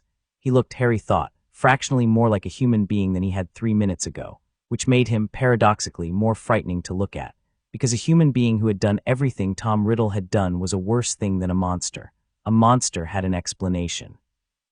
A human being had a choice. "You can end this," Harry said. "Right now, that option exists." Voldemort looked at him for a long moment. "End it," he said. His voice was different. The smoothness was still there, but underneath it something had shifted, some foundational note had changed. "And then what?" "And then you face what you've done," Harry said. "In whatever form that takes." A pause. "You believe something comes after." "I know something comes after," Harry said. "My mother came back and told me." He held Voldemort's gaze. "She said James is at peace. She said what comes after is good." He paused. "I don't think that's waiting for you. I think what's waiting for you is commensurate with what you've been, but it exists, it's real, and it's more real than anything you built trying to avoid it." Voldemort stared at him. Something moved in the red eyes that Harry could not name. The room was still, Death Eaters down, Dumbledore motionless at Harry's left, Lily and Remus at the eastern breach, Ron and Hermione visible now through the gap in the wall, everyone in the room watching the same thing. "Your mother," Voldemort said. "She came back." "Yes." The Vidi Eterna amplified her magic, made her more essentially herself. He paused. "When I sent the construct, I felt what she was. The opposite of everything I ever chose." He looked at Lily across the room, and his gaze had nothing threatening in it, just a kind of exhausted recognition, the look of a chess player seeing the board clearly for the first time and understanding they've been in checkmate for years. "She is proof." "Yes," Harry said. "That my life was—" "Yes," Harry said. A long silence. Voldemort raised his wand. Harry raised his, and Harry thought, in the moment before the magic left both wands, "I don't hate him." He thought it with some surprise. He examined it briefly and found it true. He didn't hate Tom Riddle. He felt something closer to sorrow, the specific grief of watching someone who could have been extraordinary choose, over and over, every available wrong thing, and build an existence out of the accumulated wrongness, and arrive here in this cold fortress at the end of it, facing a boy who had everything he'd ever tried to destroy and who was still standing. He thought, "I feel sorry for you." He thought, "That doesn't change anything." Their spells met in the center of the room. It was not like the graveyard in fourth year, not the priori incantatum, not the wand connection, not the ghosts. It was two spells colliding with the full weight of two very different magical natures behind them, and what happened in the center was not an impasse. It was a resolution. Harry's magic had never been powered by anger or ambition or the need to dominate. It had always been powered by exactly what it was powered by now, the 17 years of being loved by people who saw him clearly and chose him anyway, the absolute straightforward fact of still being alive when he should have died in a crib at 1 year old, the harmonic link with his mother standing behind him alive and amplified, the friendship of Ron Weasley and the mind of Hermione Granger, the years with Sirius and with Remus, the knowledge of who his father had been. All of it. All of it in the magic and behind the magic and in the wand and in the hand. Voldemort's magic was powered by fear. It had always been powered by fear. The most powerful dark wizard in a century, and underneath every curse and every Horcrux and every calculated act of domination, the driving force was the terror of a boy in an orphanage who had discovered he was different and had decided the solution was to make the world afraid of him instead. Fear and love met in the center of a cold room in a northern fortress. There was no contest. Voldemort fell. He fell not like something dramatic or theatrical, but like something finally completing a very long process of stopping, a gradual collapse, his wand leaving his hand, his extraordinary body surrendering to its own mortality with the precision of a thing that had been maintained past its natural end and was now, at last, releasing that maintenance. He fell and he did not move again. The green torches went out. All of them simultaneously, everywhere in the fortress, as if the magic sustaining them had simply let go. In the darkness that followed, Harry stood in the center of the room and breathed, and the only light came through the gaps in the stone and the breach in the eastern wall, cold and silver and real. Someone cast Lumos, then several people did. Harry looked at his wand, at his hand, at the room. He looked at the Death Eaters on the floor. He looked at Nagini. He looked at the place where Voldemort had fallen, which he would not look away from, because looking away would mean some part of him still needed the story to be something other than what it was, and he was done needing that. It was over. He turned around. Lily was crossing the room to him. She walked through the aftermath of the fight, through the overturned magic and the spent spellwork and the cold that had come in through the wall, and she walked with the straightforward, purposeful movement of a woman who has somewhere specific to be and knows it. And she reached him and she put her hands on both sides of his face the way she'd done in the barn after the extraction, checking, reading, and this time what she found was only him, only entirely and completely him. And she looked at it, and something in her face opened up in the way that faces open when the thing they've been tensed against for a very long time finally lifts. "It's done," she said. "It's done," he said. She pulled him in and held on, and he held back, and the room around them was cold and dark and full of people who had survived, and the war was over, and Harry Potter was 17 years old and alive, and his mother was alive, and the debt that had been owed since Halloween 1981 had been paid in the most complete and extraordinary way possible. Over Lily's shoulder Harry could see Ron, who had come through the wall and was standing with Hermione, and Ron's face was the way it got when something was too big for expression, slightly undone, entirely himself. Hermione was crying, which she would deny later, and Ron had one arm around her with the ease of someone who has stopped pretending that gesture is ambiguous. Remus was standing by the dais where Nagini had been, and his face was turned upward slightly, looking at the gap in the roof where the stars were just visible, and his expression was something Harry would not describe to anyone because it was too private, too complete, the expression of a man for whom the war had taken Lily and James and Peter and Sirius and his own life's possibilities, and who was now standing in the room where it ended. And who would have a great deal to feel about that over the next very long time. Dumbledore stood at the arch. He looked old, genuinely, completely old in a way that his presence usually obscured, the accumulated weight of everything sitting openly on him for once without the performance. He looked at Harry across the room, and Harry looked back, and the look between them contained the full accounting of everything they'd been to each other, the chess master and the piece that had become a player, the man with the plan and the boy who'd worked out the plan and built a better one alongside it. "Well done," Dumbledore said, simply, quietly. Harry nodded once. He felt no need to say anything else about it. He looked at his mother. She had stepped back to arm's length and was looking at him with the expression he'd been collecting since Halloween, the one that was hers specifically, that existed nowhere else, that no photograph had ever captured and no memory had ever held, that he was going to spend the rest of his life having access to. "What now?" she said. He thought about it. The war was over. The Horcruxes were gone. Voldemort was dead. The Death Eaters in this room would be handed to the Ministry, and Dolohov, who was already in custody, would follow them, and the network would collapse the way networks collapsed when the central node was removed. There would be months of work, rebuilding, accounting, the long, difficult process of a world putting itself back together after a prolonged breaking. There would be trials and arguments, and the specific political chaos of a magical community that had been operating under fear for years, suddenly having to figure out what it was without the fear. There would be Hogwarts and a conversation with McGonagall, and a window on the third floor where Lily Potter had sat with James in winter, and a box of his parents' things in the third-floor study at Grimmauld Place that included a journal in his father's handwriting. There would be Remus and Ron and Hermione and all the years of all of them ahead. There would be, Harry thought, and the thought arrived with the simple, undramatic certainty of something that has always been true, but only now has room to be said. There would be time. Time that was his own, time that was not the property of a war or a prophecy or a piece of someone else's soul, time that was just his life, which was a thing he was apparently going to get to have.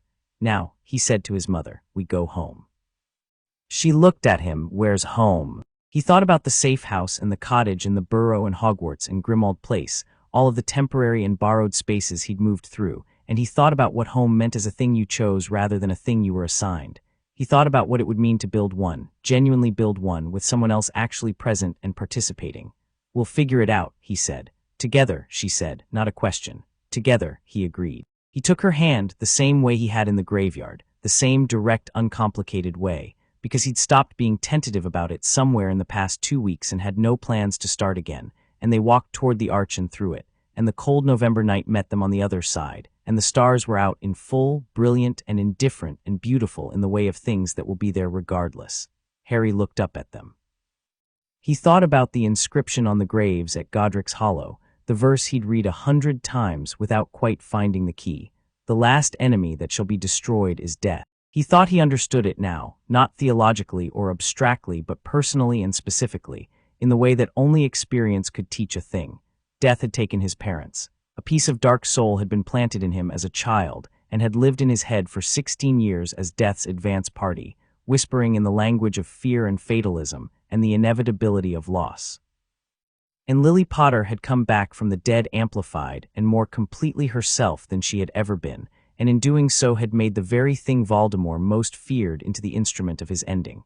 The last enemy that shall be destroyed is death. They were working on it. Ron came up beside Harry as they walked out of the fortress, and fell into step with the easy grace of someone who had been walking beside him for 6 years, and intended to continue indefinitely.